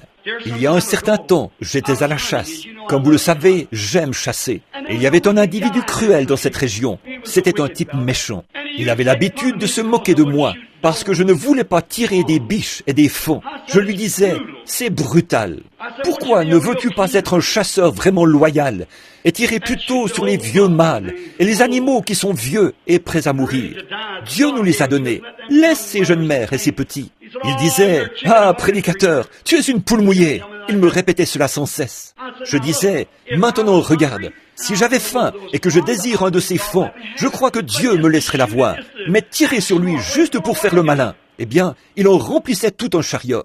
Pour appeler l'animal, il s'était fait une sorte de sifflet. Et quand il sifflait, ça faisait exactement le bruit d'un petit faon qui appelle. Un jour, nous étions ensemble dans les buissons et je lui fis honte. Je dis, à ta place, j'aurais honte de moi. Il tuait 8 à 10 faons d'une seule fois s'il le pouvait, des biches et n'importe quoi, simplement pour faire le malin. Il en prélevait peut-être juste les quartiers de derrière et laissait le reste sur place. Je lui disais, tu ne devrais pas faire ça. Ah, me disait-il, vous autres prédicateurs, vous êtes trop poules mouillées. Un jour, il se tenait là, dans les buissons. Il saisit ce sifflet et fit entendre ce son. Cela ressemblait à un petit faon qui pleure. Et juste comme il faisait cela, une magnifique biche laissa apparaître sa tête et sortit du fourré. Vous pouviez voir ses jolis yeux bruns qui regardaient. Toute alarmée, elle regardait alentour. Le chasseur prit son fusil et épaula pour tirer la biche. Et celle-ci vit le chasseur. Mais vous savez quoi? Le cri de ce faon. Elle ne remarqua pas ce fusil. Elle cherchait ce bébé qui était en difficulté. Et vous savez, le fait qu'elle ait fait face à la mort en regardant la bouche de ce fusil démontre le véritable sentiment maternel et l'amour d'une mère. Savez-vous quoi? Cette démonstration fut si remarquable que cela le toucha. Il jeta son fusil par terre. Il revint vers moi en courant et m'accrocha par le bras. Il s'écria, « Billy, prie pour moi, j'en ai assez de ceci !» en voyant cette démonstration d'héroïsme maternel. Oh, lorsque le monde verra la démonstration de l'amour de Dieu dans nos cœurs humains, quelle différence ce sera! Lorsque nous laisserons la colombe de Dieu venir dans nos cœurs et nous attendrir, nous rendre humbles. Là derrière, dans ce bosquet, je priais pour ce gars et le conduisis au Seigneur Jésus. Depuis lors, ce fut un chasseur bon et loyal. Certes, il pensait être dans son droit. Il faisait ce qu'il désirait. Ils sont sur mon territoire. Ils mangent ma luzerne là-bas s'ils le désirent. Je disais, c'est juste, mais c'est inhumain de faire cela. Tu dois renoncer à tes droits. Ô Dieu, aie pitié afin que nous le fassions. Ici, il y a quelque temps, il y a environ 100 ans, il y avait un grand chrétien qui vivait dans le sud-ouest des États-Unis. Il s'appelait Daniel Curry. C'était un homme admirable, un homme pieux, sanctifié, un véritable chrétien, un homme que tout le monde estimait beaucoup, quelqu'un de merveilleux. Et on raconte qu'il mourut ou tomba en extase. Il dit qu'il monta au ciel, bien entendu, lorsqu'il mourut. Et en arrivant à la porte de perles, le gardien vint à la porte et dit, « Qui es-tu » Il répondit, « Je suis l'évangéliste Daniel Curry. J'ai gagné des milliers d'âmes à Christ et je désire entrer ce matin. Le voyage de ma vie est terminé sur terre. Je n'ai maintenant pas d'endroit où aller. C'est ainsi que cela se produira pour toi l'un de ces matins, pécheur. C'est ainsi que cela t'arrivera, à toi qui es rétrograde. C'est ainsi que cela vous arrivera, à vous qui avez attristé, éloigné le Saint-Esprit, en étant plus doux ni tendre. Cela fait des années que vous n'avez pas pleuré, vous n'avez pas rougi depuis je ne sais combien de temps, et toute modestie vous a quitté, certainement. Mais cela va venir à votre porte un de ces matins. Et alors que le doux Saint-Esprit vient frapper, pourquoi ne le laissez-vous pas simplement entrer? Donc, lorsque Daniel Curry arrive à la porte, ils vinrent et dirent, « Nous allons voir si votre nom figure ici. » Ils cherchèrent partout et ne purent trouver aucun nom. Ils dirent, « Non, il n'y a pas de Daniel Curry ici. » Oh, dit-il, certainement, je suis un évangéliste. J'ai gagné des âmes à Christ. J'ai essayé de faire ce qui est juste. Le gardien dit, « Monsieur, je suis désolé de vous le dire, mais il n'y a pas de Daniel Curry ici. Je vais vous dire ce que vous pourriez faire.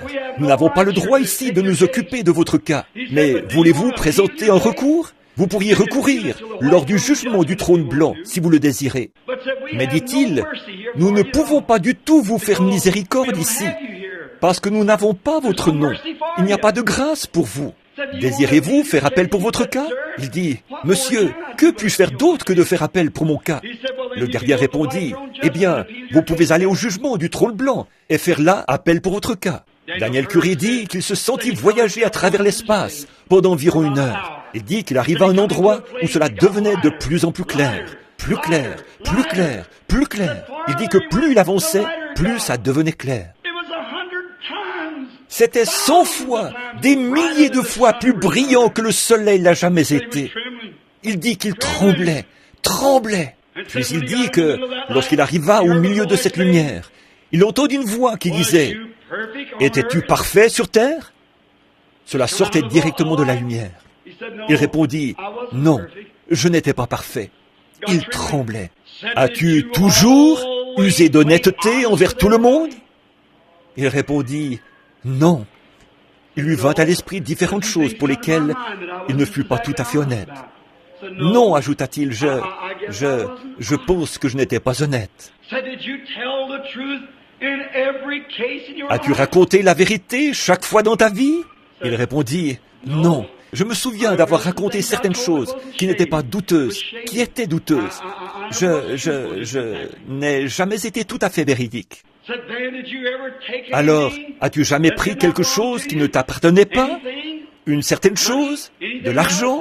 Ou autre chose qui ne t'appartenait pas ? Il dit qu'il pensait avoir été assez bon sur terre, mais il était condamné. Il dit, non, non, j'ai pris des choses qui ne m'appartenaient point. On lui dit, alors, tu n'étais pas parfait. Il répondit, non, je n'étais pas parfait. Il dit qu'il s'attendait d'un moment à l'autre à ce que de cette grande lumière, là où la colombe se reposait, retentisse comme le bruit d'une explosion, le mot condamné. Il dit qu'à ce moment-là, il entendit une voix derrière lui qui était plus douce que n'importe quelle voix de mère qu'il eût jamais entendue. Il dit qu'il se tourna pour voir, et le plus beau visage qu'il eût jamais vu, plus doux que n'importe quel visage de mère, se trouvait devant lui. Et il dit, « Père, Daniel Curry a pris position pour moi sur la terre. Il est vrai qu'il n'était pas parfait, mais il a pris position pour moi. Il a pris position pour moi sur la terre. Et maintenant, je vais prendre position pour lui au ciel. Prends tous ses péchés et mets-les sur mon compte. » Qui va prendre position pour vous en ce jour-là, frère? Si vous l'attristez et l'éloignez de vous aujourd'hui, je ne peux simplement plus prêcher. Inclinons nos têtes. Ô Dieu bien-aimé, cher agneau mourant, toi qui es doux, humble et modeste, les oiseaux avaient des nids et les renards avaient des tanières. Mais toi, tu n'avais pas de demeure, bien que tu sois le Seigneur de gloire lui-même. Lorsque tu es né, il n'avait pas de vêtements à te mettre. Oh Dieu, à quoi me serviront mes habits là-bas? À quoi me serviront mes voitures? À quoi me servira une jolie maison? À quoi me servira tout cela en ce jour-là? Tu étais sans amis. Personne ne voulait se lier d'amitié avec toi. Personne ne paraissait vouloir te tendre une main secourable. Tu as dit que tu dirais ce jour-là, « J'avais faim et vous ne m'avez pas nourri. J'étais nu et vous n'avez pas voulu me vêtir. » À quoi nous servira en ce jour-là tout ce que nous avons, Seigneur? Laisse-nous prendre position pour toi, afin que, lorsque cette heure arrivera et que nous entrerons en sa présence, lui, l'omnipotent, l'omniprésent, ô Dieu, lorsque nous entendrons cette colombe avec ses ailes, se tenant dans cette grande lumière, cela brillera à travers toute l'éternité, sachant que tu habites dans la lumière. Lorsque je devrais me tenir là, tout seul, et que mon frère, mon pasteur, ma mère, mon père, ma femme et mes enfants seront partis. Oh Dieu, que vais-je faire alors, Seigneur? Que vais-je faire alors? Cela peut arriver ce soir, avant le coucher du soleil. Mais que vais-je faire? Que puis-je faire? Ô Christ, je veux prendre position pour toi maintenant. Je ferai mon choix aujourd'hui. Je vais cesser tous mes bavardages sur autrui. Je vais abandonner tout mon tempérament colérique. Je vais laisser de côté tous mes différends. Je vais abandonner toutes choses. Dépouille-moi, Seigneur. Prends tout ce que j'ai. Simplement, prends-moi, Seigneur. Je veux me tenir à ta place. Je veux être tondu. Je désire que tout égoïsme, tout orgueil, toute indifférence soit simplement ôté de moi. Et puis, je désire prendre position pour toi, comme un agneau tondu, prêt à abandonner tous les plaisirs de ce qu'on appelle les plaisirs de la vie. Toutes les danses, toutes les réceptions, tous les vêtements indécents, le fard, le rouge à lèvres, le vernis à ongles, toute cette indifférence qui ressemble au monde. Tu as dit, n'agissez même pas comme le monde, ne vous associez même pas au monde, sortez du milieu d'eux. Oh Dieu, aide-moi Seigneur, dépouille-moi aujourd'hui, prends-moi comme un agneau et rends-moi muet, que je n'ouvre pas la bouche, que je ne dise rien à ce sujet, que je me tienne simplement là et sois tondu. Oh Dieu, quelle différence cela fait! Je me souviens lorsqu'une fois tu m'as dépouillé. Tu as pris ma femme, mon petit enfant, mon père, mon frère. Tu m'as complètement dépouillé. Cependant, dans mon cœur, je savais que je t'aimais. Comme tu m'as béni et comme tu as été bon. Tout ce que je suis, tout ce que je pourrais être, ou tout ce que je serai, vient de toi. Oh Dieu, cela vient de toi. Je confesse mes erreurs. Je confesse tout ce que j'ai fait ou pensé. Dépouille-moi seulement, Seigneur. Je désire être ton agneau. Pas seulement ça, Seigneur, mais prends chaque personne ici ce matin, chaque brebis, et ceux qui auraient le désir d'être des brebis. Dépouille-les tous ce matin, Seigneur. Fixe leurs petites pattes au billot de l'Évangile. Puisse le Saint-Esprit les conduire à la repentance en ce moment même, et qu'ils sachent qu'ils ont été indifférents à l'égard de Dieu. Et puisse-t-il les dépouiller de toute indifférence, du monde et de toutes les choses du monde. Dépouille-nous de tout cela ce matin, Seigneur, afin qu'ayant moins chaud, nous puissions nous tenir tranquillement devant toi, comme des chrétiens nés de nouveau. Accorde-le, Seigneur. Je t'aime. Je veux y aller. Peu importe qu'il fasse chaud, que j'en ai envie ou non. Je veux y aller.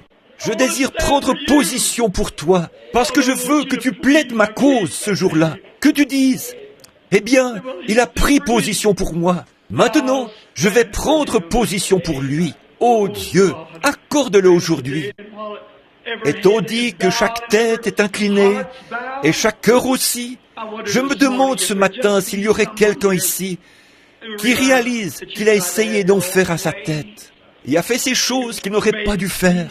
Alors si vous sentez simplement ce matin que vous aimeriez que le Seigneur vous dépouille et fasse de vous un agneau véritable, voudriez-vous lever la main? Dieu vous bénisse, madame. Dieu vous bénisse, frère. Dieu vous bénisse, frère. Quelqu'un d'autre voudrait-il dire, dépouille-moi, Seigneur. Me voici. Je suis une brebis. Je ne veux pas même ouvrir la bouche. Je désire seulement que tu retranches de moi tout ce qui est du monde. Dieu vous bénisse, frère. Dieu vous bénisse, madame. Dieu te bénisse, mon petit garçon. Dieu vous bénisse, madame. Dieu vous bénisse, sœur. Dépouille-moi, Seigneur. Sœur Gertie, Dieu vous bénisse, madame. Dieu vous bénisse, sœur. Dépouille-moi maintenant, Seigneur. Je désire que toutes les choses du monde, je désire prendre position pour toi ce matin. Je désire me tenir simplement comme une brebis tondue. Je veux que toutes les choses du monde soient retranchées de moi. Je désire t'appartenir et que tu m'appartiennes. Veux-tu me recevoir, Seigneur, alors que je lève la main vers toi? Dieu vous bénisse, madame. Dieu vous bénisse, monsieur. Dieu vous bénisse. Dieu vous bénisse, monsieur. Dieu vous bénisse, monsieur. Dieu vous bénisse, madame. Dieu vous bénisse, madame. Je vois votre main. Dieu vous bénisse, mon frère. Dieu vous bénisse, madame. C'est bien. Dieu vous bénisse, là-bas derrière, maman. Dieu vous bénisse, sœur. C'est juste. Soyez simplement honnête. Je désire que Dieu retranche de moi tout ce qui n'est pas tout à fait comme lui, tout motif égoïste, toute indifférence. Je désire qu'il me tombe complètement ce matin. Je veux être comme lui, peu m'importe que ce soit des droits ou non. Je n'ai aucun droit. Je ne possède qu'un seul droit, c'est de venir à lui. Il prend le reste. Y a-t-il un pécheur ici qui n'ait jamais confessé Christ, qui n'ait jamais été sauvé? Et vous désirez qu'on se souvienne de vous dans la prière ce matin? Voudriez-vous lever la main, ami pécheur? Dieu vous bénisse. Un autre, levez la main et dites, souvenez-vous de moi, frère Branham. Je ne suis pas chrétien et je ne sais pas à quel moment je devrais rencontrer Dieu. Et je désire qu'on se souvienne de moi dans la prière, en ce moment même, alors que vous terminez. Voulez-vous lever la main afin que je prie pour vous? Il voit. Dieu vous bénisse, ma petite dame. Dieu vous bénisse, madame. Dieu vous bénisse, monsieur. Quelqu'un d'autre? Je désire être. Je désire. Combien ici sont rétrogrades? Oh, direz-vous, je n'admettrai pas cela, frère Branham. Mais regardez, si cette colombe de la douceur vous a quitté, frère, il y a quelque chose qui ne va pas. Il y a quelque chose qui ne va pas lorsque vous ne pouvez pas vous supporter les uns les autres, lorsque vous ne pouvez pas pardonner à chaque personne du plus profond de votre cœur. Quoi qu'ils aient fait ou qu'ils aient dit, si vous ne pouvez leur pardonner du plus profond, Jésus a dit, si vous ne pardonnez pas à chacun ses offenses de tout votre cœur, votre Père Céleste ne vous pardonnera pas non plus. Qu'arriverait-il si par cette chaleur, qu'arriverait-il si Dieu vous appelait aujourd'hui, tandis qu'il y a une fontaine ouverte, une église prête, le Saint-Esprit se tenant ici sur le pignon de ce bâtiment, prêt à descendre sur le champ, à revenir dans votre cœur et vous rendre doux et paisible. Que dois-je faire, frère Branham? Devenez simplement un agneau. Le Saint-Esprit descendra immédiatement lorsque vous deviendrez un agneau. Mais si vous avez de mauvais motifs ou de mauvaises idées que vous voulez en faire à votre tête et que vous n'êtes pas prêt à abandonner cela, alors le Saint-Esprit ne viendra jamais. Maintenant, avec nos têtes inclinées, je me demande s'il y a quelqu'un parmi vous qui avait levé la main. Jésus a dit, « Celui qui écoute mes paroles et qui croit à celui qui m'a envoyé a la vie éternelle et ne viendra jamais en jugement, mais il est passé de la mort à la vie. » Jean 5, 24. Mais maintenant, si vous aimeriez venir à l'autel, agenouillez-vous ici et prions ensemble pour que ce sentiment doux et paisible que vous avez possédé une fois ou que vous aimeriez posséder vienne à nouveau en vous.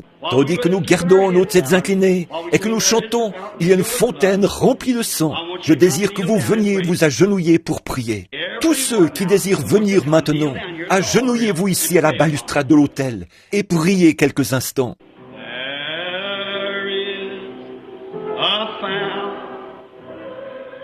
Il y a une fontaine remplie de sang, tirée des veines d'Emmanuel. Et les pécheurs qui sont plongés, Dieu vous bénisse, madame. Venez jusqu'ici et agenouillez-vous. Perde, avec vos têtes toujours inclinées, je l'espère, de même que vos cœurs. Vous savez qui est la première personne à s'avancer ce matin? Vous devriez avoir honte. Une femme de couleur, une pauvre femme, les chevilles enflées, les cheveux grisonnants. Elle s'approche de l'autel. Une fois, un vieil homme de couleur fut sauvé. C'était à l'époque de l'esclavage. Quand il fut sauvé, il alla dire à son patron qu'il était libre. Celui-ci lui dit, « Tu es quoi ?» Il répondit, « Je suis libre. » Alors il le libéra. Voici un autre groupe de gens qui s'approchent pour recevoir le salut ce matin. Il dit qu'il était libre. Que tout le monde soit en prière et prie intensément, voulez-vous, pendant que le Saint-Esprit traite avec les gens qui prennent une décision. Il dit, « Mose, as-tu dit que tu étais libre ?» Il répondit, « Oui, monsieur le patron, je suis libre. » « Si tu es libre, dit-il, alors je m'en vais te libérer aussi. Va prêcher l'Évangile. » Lorsqu'il fut sur le point de mourir, beaucoup de ses frères blancs vinrent le voir, et il leur dit, il pensait qu'il avait été dans le coma. Lorsqu'il se réveilla, il dit, « Je pensais être parti. Dieu vous bénisse, mon frère. Agenouillez-vous simplement. » Il dit, « Je pensais être déjà parti. » Ils lui dirent, « Qu'as-tu vu, Mose ?» Il répondit, « Quand j'ai passé la porte, je l'ai vu, et je suis resté là à le regarder. » Un ange s'est alors avancé et a dit, « Viens, Mose, tu as prêché l'évangile pendant bien des années. Il y a une robe, une couronne qui t'attendent. » Il dit, « Ne me parlez pas de robe et de couronne. Je ne veux ni robe, ni couronne. Je désire seulement le regarder. » Je pense que c'est l'attitude de n'importe quel chrétien. Il y a quelque temps, je me trouvais dans un colisée, ou plutôt un musée, non loin de Chicago, et je regardais tout ce qu'il y avait là. J'aperçus un vieux noir, avec une petite couronne de cheveux blancs sur la tête. Il se promenait là, son chapeau à la main. Je le regardais. Il regarda à l'intérieur de quelque chose, puis recula brusquement, et des larmes commencèrent à couler sur ses vieilles joues noires. Il commença à prier. Je l'observai quelques instants. Il regarda à nouveau et se remit à pleurer. Je m'avançai et dis, « Monsieur ?» Il dit, « Oui, mon ami blanc. » Je dis, « Je vois que vous êtes... Qu'est-ce qui vous a tant ému? Qu'est-ce qui vous a pareillement émotionné ?» Il répondit, « Monsieur, si vous pouviez toucher mon côté, vous y sentiriez des cales. » Il dit, « Jadis, j'étais un esclave. Dans cette petite vitrine, un costume est exposé. » Je dis, « Je vois que c'est un costume, mais qu'y a-t-il de si particulier à cela? Cette tache là-dessus, dit-il, c'est le sang d'Abraham Lincoln. Eh bien, ce sang m'a libéré de ma ceinture d'esclave. » Il ajouta, « Alors, homme blanc, cela n'aurait-il pas de quoi vous émouvoir aussi ?» Je mis mon bras autour de son vieux cou et je dis, « Dieu vous bénisse, frère. Je connais un autre sang qui m'émeut. » Il dit, « Je connais aussi ce sang, monsieur. » Je dis, « Il m'a libéré d'une ceinture d'esclavage. » Autrefois, je sortais le dimanche et allais faire de la vitesse. Je me comportais mal et racontais des plaisanteries grossières. Oh Dieu, comment ai-je pu faire ça? Il y a encore des cicatrices dans mon cœur à cause de cela. Mais je suis heureux qu'il m'ait ôté cette ceinture. Tout cela a disparu maintenant. Il a pris ma place. Ici, il y a quelque temps, je regardais une femme qui était si vulgaire que j'avais envie de la condamner. Et Dieu me donna une vision qui me fit alors prier pour elle. Lorsque je vis que mes péchés étaient aussi grands que les siens, je m'avançai et m'assis à côté d'elle. Elle lui fit honte. Je lui dis que j'étais pasteur. Ses deux amis, elle avait environ 65 ou 70 ans, et ses deux amis s'agenouillèrent là, et ils donnèrent tous leur cœur à Christ. Oh là là, quelle différence! Ne le voulez-vous pas? Avez-vous tellement péché ce matin? Votre cœur est-il devenu si noir et si sale que même le Saint-Esprit ne peut pas le toucher? La colombe a peut-être pris son envol pour l'éternité. Elle est alors partie pour toujours. Dieu te bénisse, chérie. Une petite fille est en train de s'avancer. Dieu te bénisse, ma chérie. Vous me direz, cette petite fille ne sait pas. Oh, si, elle n'a tout simplement pas lu autant de revues et de vieilles histoires d'amour que vous tous. Voilà pourquoi elle est tendre. Jésus a dit, laissez venir à moi les petits enfants. Quelqu'un d'autre aimerait-il venir se joindre à nous ce matin? L'autel est ouvert. Encore un instant, tandis que nous chantons de nouveau. Et ensuite, nous allons offrir une prière pendant que ces pécheurs repentants prient.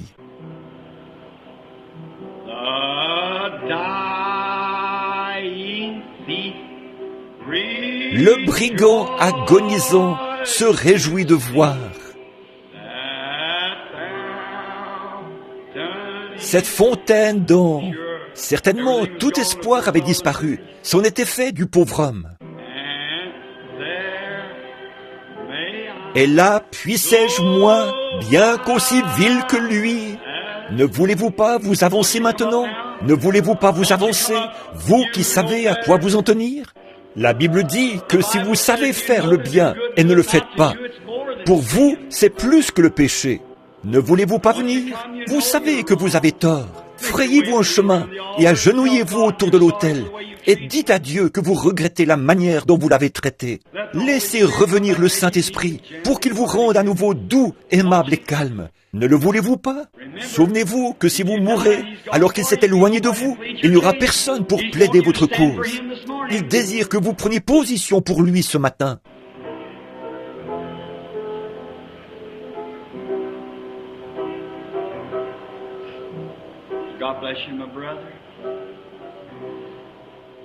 Dieu vous bénisse, mon frère. Nous attendons. Est-ce tout? Seulement 15 personnes dans l'Église à se sentir réellement condamnées? Vous avez vécu une vie paisible, pleine de douceur et de tranquillité? Maintenant, ceci est dirigé par le Saint-Esprit. Vous êtes indulgent, vous n'avez pas d'ennemis, vivant au-delà, au-dessus de la condamnation des pécheurs. Vous ne vivez pas comme les païens, vous vivez différemment. Votre vie est toute différente. Le doux Saint-Esprit est assis sur le trône de votre cœur, vous faisant vivre dans la paix, le calme et l'affection avec tout le monde. Vos voisins et tous savent, tous vos collègues savent que vous êtes un chrétien aimable, calme, doux et humble. La colombe de Dieu est avec vous. En êtes-vous certain? Ceci peut être votre dernière chance. Très bien. Alors vous qui êtes ici à l'autel, que Dieu vous bénisse. Vous n'aurez pas à être jugé maintenant. Le Saint-Esprit vous a apporté le jugement. Vous n'avez pas essayé de conserver vos droits en disant « Oh, voilà un bon bout de temps que je suis chrétien. Je n'ai pas besoin d'aller. » Pour certains d'entre vous, c'est la première fois que vous venez à l'autel. Je peux rester pécheur si je veux. C'est mon droit. Oui, c'est juste. Vous avez votre libre arbitre et vous pouvez agir comme vous voulez, mais vous avez renoncé à vos droits ce matin. Vous me direz, qu'est-ce qu'on va dire de moi si après avoir professé le christianisme, je m'avance à l'autel? Qu'est-ce qu'on dirait? Mais qu'est-ce que Dieu dit? Il vous a dit de venir et vous l'avez fait. Maintenant, vous avez renoncé à vos droits. Vous êtes venu afin que le doux Saint-Esprit prenne aujourd'hui sa place dans votre cœur. Je sais qu'il le fera. Je le sais, il l'a promis. Voyez, il n'y peut rien. Il ne peut tout simplement pas s'empêcher de venir. Il supplie, il pleure, il est mort. Il a tout fait pour trouver un endroit où venir. Il désire venir vers vous. Et à l'heure de votre mort, lorsque l'ange de la mort se tiendra au pied du lit, vous souhaiterez ne pas avoir à regarder cette chose hideuse, mais vous vous rappellerez qu'une fois vous avez refusé de venir, et qu'alors votre âme est devenue noire et sale. Ce sera trop tard, vos pleurs importeront peu. Ésaü, par sa persistance à pécher, a dépassé son jour de grâce et n'eut plus d'autre chance. Il pleura amèrement, en cherchant un moyen de mettre ces choses en ordre, mais il ne le put pas. Dieu l'avait appelé pour la dernière fois. Mais vous avez abandonné tous vos droits, tous vos amis et tous vos sentiments et toutes choses ce matin pour venir ici. Vous avez abandonné vos droits quand vous vous êtes agenouillés ici pour parler à Dieu. Je vous déclare par la parole du Seigneur que Christ a dit « Je ne mettrai pas dehors celui qui vient à moi ». Maintenant, pendant que vous êtes là, à l'autel, repentez-vous. Dites-lui que vous regrettez ce que vous avez fait. Ce qu'il y a avec les gens qui ne reçoivent pas le Saint-Esprit lorsqu'ils se font baptiser, ils ne se repentent pas complètement. Dieu essaie de leur donner le Saint-Esprit. Il désire que vous soyez doux, aimables et calmes. C'est la raison pour laquelle vous vous relevez avec le même égoïsme dans votre cœur.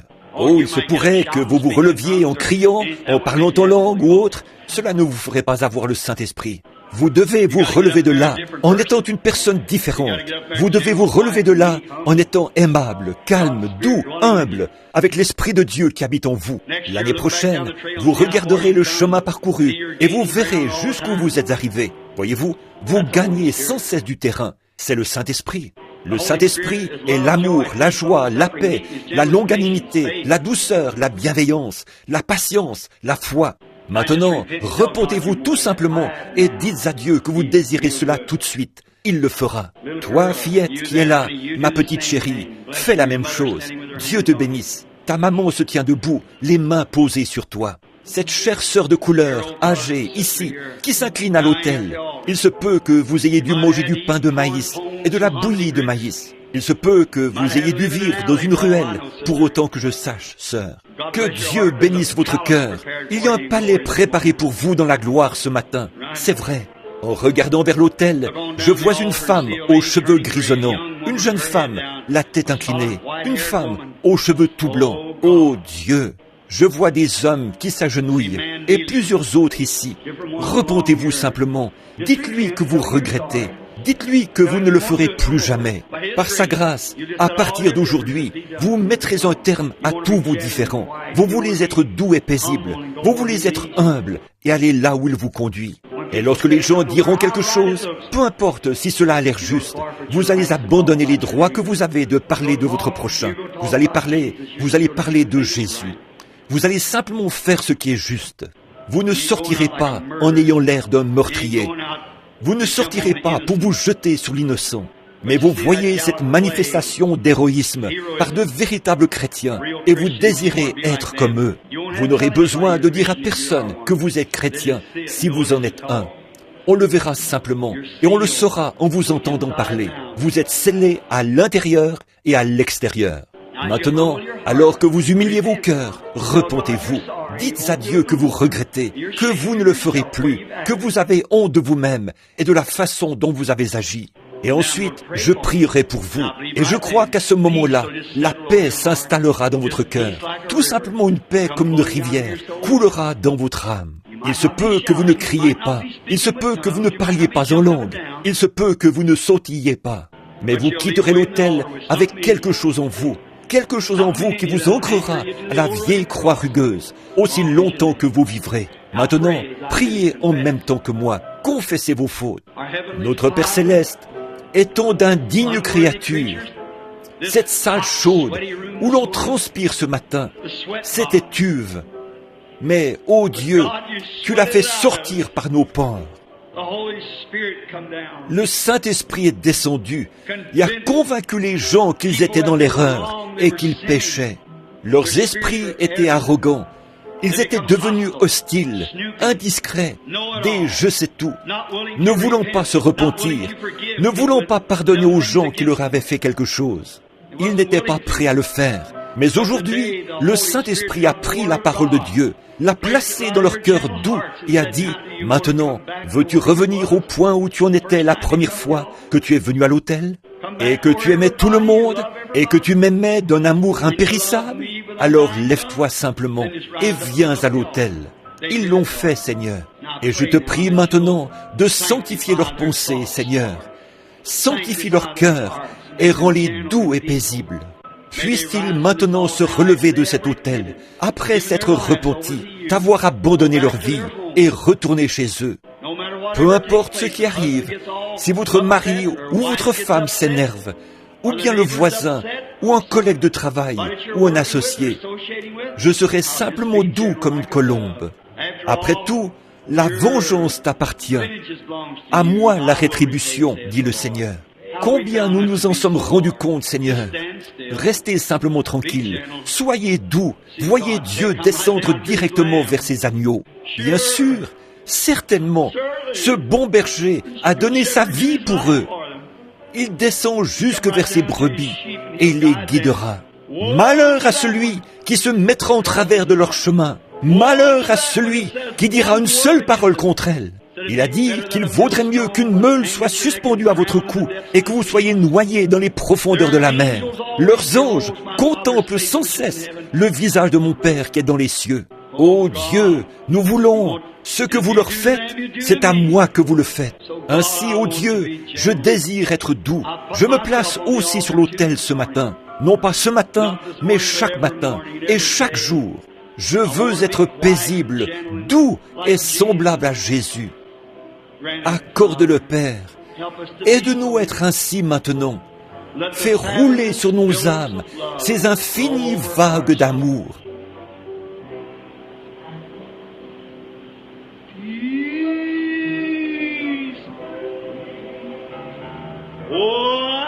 Paix, paix, merveilleuse paix. Descendons de notre Père Céleste. Ne le ressentez-vous pas maintenant dans votre cœur? Sur mon esprit à jamais. Alléluia, alléluia.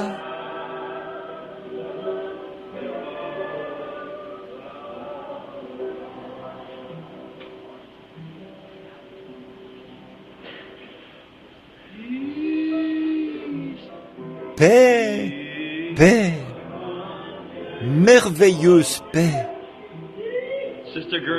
Sœur Gertie a dit de dire à toute l'Église qu'elle se sent aussi condamnée, mais elle fait du piano son autel. Étant donné que le piano est son autel, elle a dit, dites à l'Église de prier pour moi, alors qu'elle est assise là, les larmes coulant sur ses lunettes.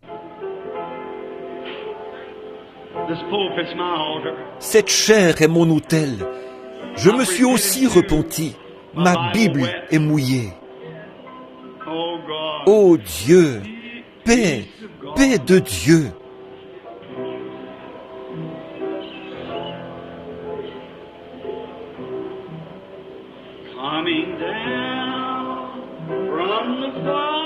Descendant de notre Père céleste.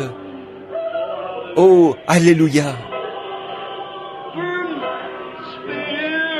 Sur mon esprit à jamais.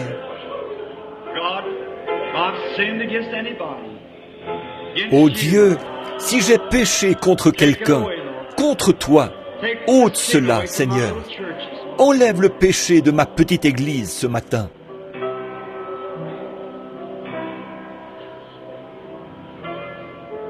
Combien peuvent sentir que Dieu leur a pardonné et que la colombe de paix s'est à nouveau posée sur votre cœur? Elle vient de revenir et a repris sa place. Le Saint-Esprit vient tout juste de revenir et il a dit, « Mon enfant, j'ai toujours désiré t'aimer, mais tu ne me laissais pas faire. Je ne peux pas demeurer avec ton vieil esprit égoïste. Mais maintenant que tu l'as abandonné, je suis revenu dans ton cœur ce matin. Combien se sentent ainsi? Levez la main, c'est ça, tout autour de l'autel. Oh, c'est bien. Combien dans l'assistance ressentent la même chose? Levez la main. Oh!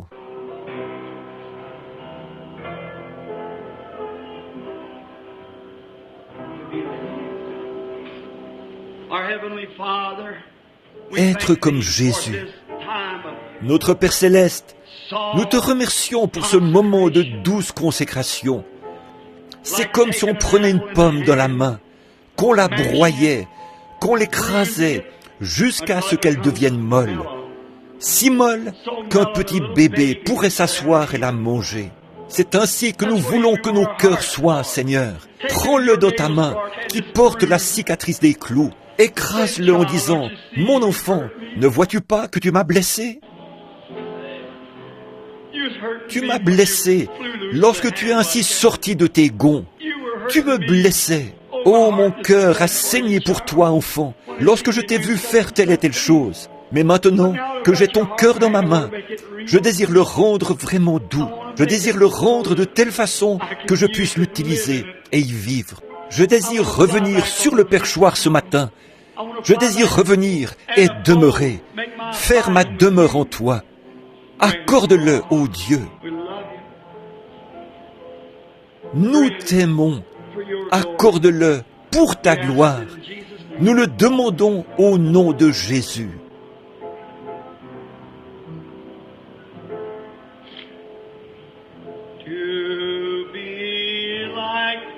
Être comme Jésus. N'aimez-vous pas simplement adorer ainsi? Oh, mon âme est inondée. Sur terre, le voir descendre ainsi dans les adorateurs. Vous sentez une réelle douceur dans votre cœur? Mon cœur bat très rapidement.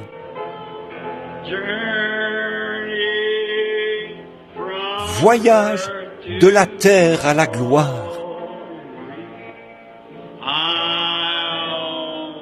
Je ne demande qu'à lui ressembler. Voulez-vous lever la main tandis que nous le chantons? Être comme Jésus. Joe, veux-tu t'avancer pour prier ce matin, frère? Dieu te bénisse. Trouve-toi une place ici à l'autel.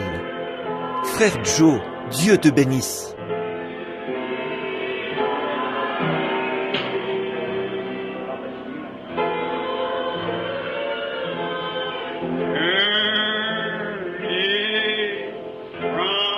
Voyage de la terre à la gloire.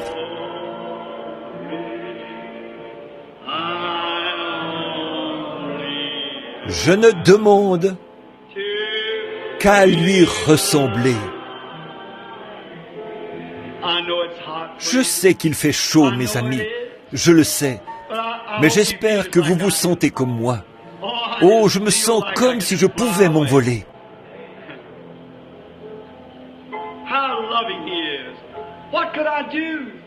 Comme il est affectueux. Que pourrais-je faire? Où irais-je? Oh Dieu! Où vais-je? Où est-ce que je me dirige? Qu'est-ce que ça va être? Où serais-je dans 100 ans? Que ferais-je si je ne l'avais pas? Où y a-t-il un autre refuge?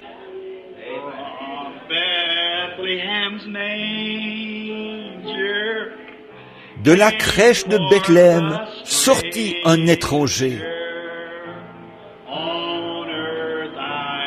Sur terre, je languis d'être comme lui. Pendant tout mon voyage, de la terre à la gloire,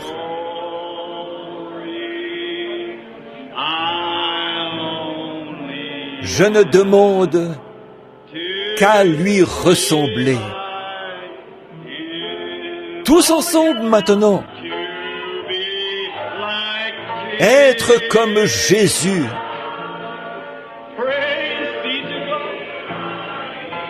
Dieu soit loué. Oui Seigneur, oui Seigneur. Non pas comme le monde, mais comme toi. Être comme lui.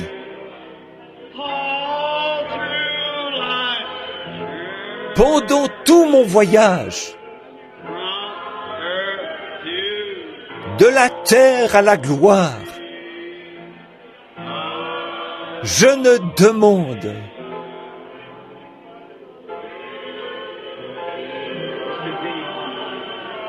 tandis que vos têtes sont inclinées, je vais vous demander quelque chose. Quelqu'un ici déplaît au Saint-Esprit. Quelqu'un a été appelé. Je parle au nom du Seigneur Jésus, en tant que son prophète. Je peux sentir son cœur blessé. Quelqu'un dans l'auditoire lui a désobéi. Quelqu'un qui aurait dû venir. Ne voulez-vous pas venir maintenant? Pendant tout mon voyage de... Oui, sœur, mais il y en a encore d'autres que vous. Gloire. Je ne demande qu'à lui ressembler. Juste être comme Jésus. Ceci est mon seul désir, être doux et humble, modeste comme lui. Sur terre, Ne voulez-vous pas vous avancer maintenant? Dieu veut vous voir vous déplacer. Un certain nombre d'entre vous, je savais que vous viendriez. Que Dieu vous bénisse, que Dieu vous bénisse, que Dieu vous bénisse. C'est cela. Je regardais au-dessus de cet auditoire. Il y avait là l'ombre noire la plus terrible que j'ai jamais vue. Le Saint-Esprit est ici maintenant. Il est sur moi en ce moment même. Attristons le Saint-Esprit. Être comme Jésus. Qu'a-t-il fait? Il est allé là où le Père l'a conduit. Dieu vous bénisse, frère. Dieu vous bénisse, mon frère. C'est juste. Venez jusqu'ici et agenouillez-vous. Sur terre, je languis. Maintenant, c'est le moment de confesser ses fautes, de se remettre d'aplomb, de se mettre en ordre, comme on le faisait dans le passé. Venez donc. Je sens toujours qu'il y en a encore là. Que Dieu vous bénisse, madame. Dieu vous bénisse, madame. Dieu vous bénisse. Dieu vous bénisse. Dieu vous bénisse. C'est juste. Le Saint-Esprit a toujours raison. Venez. C'est juste. Avancez-vous. Lui, Être comme Jésus. Être comme, oui, Jésus. Sur terre, Oh là là, c'est juste, c'est cela. Remplissez simplement les allées. Avancez-vous et priez. Pendant tout mon voyage, de la terre à la gloire, repentez-vous simplement. Dites à Dieu que vous regrettez. C'est tout ce que vous avez à faire. Qu'à lui ressembler. Ne voulez-vous pas continuer à venir maintenant? C'est juste. N'hésitez plus. Avancez-vous. Être comme... Qu'allez-vous faire? Qui va prendre position pour vous? Peut-être ce soir. Qui va prendre position pour vous lorsque la mort vous saisira par la manche? Peu importe ce que vous avez fait, le Saint-Esprit se trouve tout près de vous. C'est lui qui désire que vous veniez. Pendant tout mon voyage, de la terre à la gloire, repentez-vous simplement et dites, « Oh Dieu, je regrette, je ne voudrais pas faire cela. Tu ne prendras pas mon parti si je ne prends pas maintenant position pour toi. Et je veux que tu prennes mon parti et je vais prendre position pour toi à partir d'aujourd'hui. Je vais vivre comme un chrétien devrait le faire. Je vais changer mes façons de faire. Je vais être doux et paisible. Je vais laisser les autres discuter tout seuls. Je vais simplement vivre doux et paisible devant toi. Peu importe depuis combien de temps vous professez être un chrétien et à quelle église vous appartenez, ceci n'a rien à voir. Approchez-vous donc. Dieu vous bénisse. Avance-toi, mon enfant. Dieu vous parle maintenant. Si vous croyez que je suis son serviteur, le Saint-Esprit m'a parlé ce matin et m'a dit, fais cet appel. Il y en a beaucoup qui sont là. C'est aujourd'hui le jour. C'est maintenant le moment. Il y en a encore environ 5 ou 6 là-bas derrière qui devraient vraiment venir. Maintenant, souvenez-vous, frères, sœurs, je suis en train de vous regarder. Je vois ces ombres noires juste au-dessus de vous. Vous feriez mieux de vous avancer. Être comme Jésus. Ne voulez-vous pas être comme lui? Aimable, paisible, doux et humble? Dieu vous bénisse, jeune homme. Dieu vous bénisse, vous, papa, avec le bébé. Dieu vous bénisse, sœur. Dieu vous bénisse, amis pécheurs. C'est juste. Venez jusqu'ici, sœur. Avancez-vous. Trouvez-vous une place. Dieu vous bénisse. Chère sœur, vous avez de quoi être reconnaissante. Vous étiez clouée au lit, en train de mourir. Et voici maintenant vous marchez jusqu'à l'autel. Que Dieu bénisse votre tendre cœur. Le Saint-Esprit parle à nouveau maintenant. La repentance. Criez simplement à Dieu. Priez simplement à votre manière. C'est vous qui avez péché. Maintenant, c'est vous qui devez prier. Dites à Dieu que vous regrettez ce que vous avez fait. Ne prêtez pas attention à ceux qui sont autour de vous. Dites simplement, « Oh Dieu, pardonne-moi. Je ne voulais pas être ainsi. Je désire être doux. Je ne contrarierai plus et ne ferai plus jamais d'histoire. » Oh Dieu, oh comme j'aime ça. Père Céleste, pour chaque pénitent qui se trouve maintenant à l'autel et qui s'est mis à genoux pour prier, oh Dieu, puisse les mamans, les papas, les enfants, les pères, les mères et qui que ce soit d'autre, les voisins, les membres d'église, les diacres, les administrateurs. Oh Dieu, pendant ce moment de formation à l'ancienne mode, alors que nous sommes assis dans cette salle surchauffée ce matin, le Saint-Esprit descend et nous parle de paix. Oh Dieu, je veux être présent ce jour-là pour t'entendre dire doucement, oui, tu t'es avancé et tu as pris position pour moi. Maintenant, je vais prendre ton parti. Oh Dieu, je désire que tu mettes cette paix dans chaque cœur qui se trouve ici aujourd'hui. Je désire que tu le fasses tranquillement et doucement. Je désire que tu entres là avec un sentiment tel qu'il ne les quitte plus jamais dorénavant. Puissent les foyers être renouvelés. Puissent les gens être de nouvelles personnes. Que toutes choses deviennent nouvelles aujourd'hui parce que ces gens se sont humiliés. Tu as dit, si le peuple qui porte mon nom s'humilie et prie, alors j'entendrai des cieux. Maintenant, je sais que tu le fais ce matin, ô Dieu, et je demande pardon pour ceux qui sont demeurés assis alors qu'ils auraient dû venir. Ô Dieu, parle-leur, et puissent-ils ne plus jamais avoir de paix sur terre, jusqu'à ce qu'ils aient pris cette décision, Seigneur, de venir se mettre en règle avec toi. Accorde-le, Seigneur. Bénis chacun maintenant, que ta bonté et ta miséricorde demeurent à jamais sur chaque âme repentante qui s'est pliée dans cette église ce matin. Ô divin Père, j'ai fait ceci selon ton ordre. J'ai appelé ces gens, ils se sont levés. Tu as dit, celui qui rendra témoignage de moi devant les hommes, je rendrai témoignage de lui devant mon Père et les saints anges. Beaucoup parmi ceux-ci sont des chrétiens depuis des années, mais ils sont debout ce matin pour témoigner de leurs péchés et de leurs mauvaises actions. Ils sont devenus impossibles à aimer. Le Saint-Esprit s'est retiré d'eux. Et bien des fois, ils ne peuvent pas sentir ce sentiment de bonté, de douceur, d'humilité qu'ils devraient ressentir. Beaucoup étaient des pécheurs qui sont venus pour la première fois, mais ô Père, ils veulent ce merveilleux sentiment, la paix qui surpasse toute intelligence.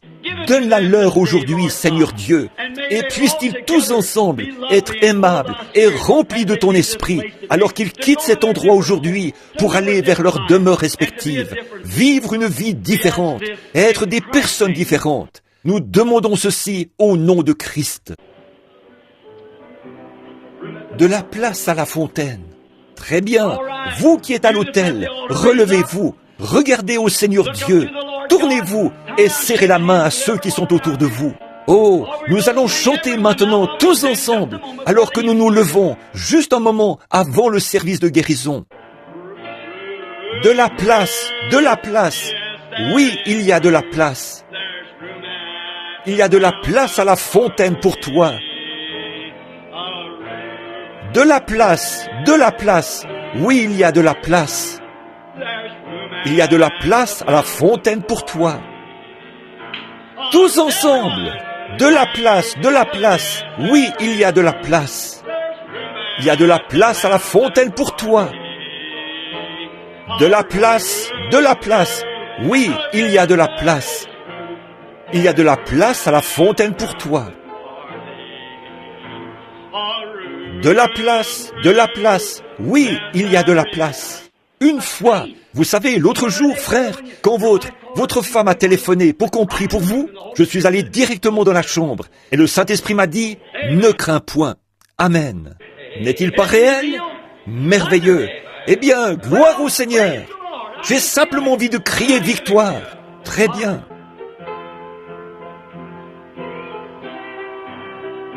Et son sang lave plus blanc.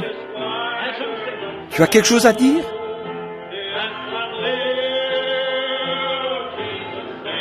Jésus sauve.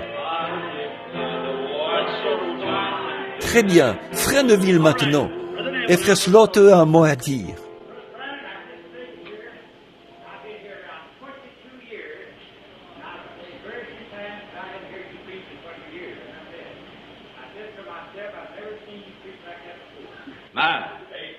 Thank the Lord. Praise the Lord.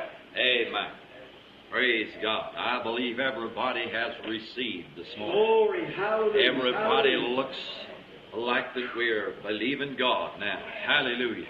Feel this good blessing and anointing up here on the platform.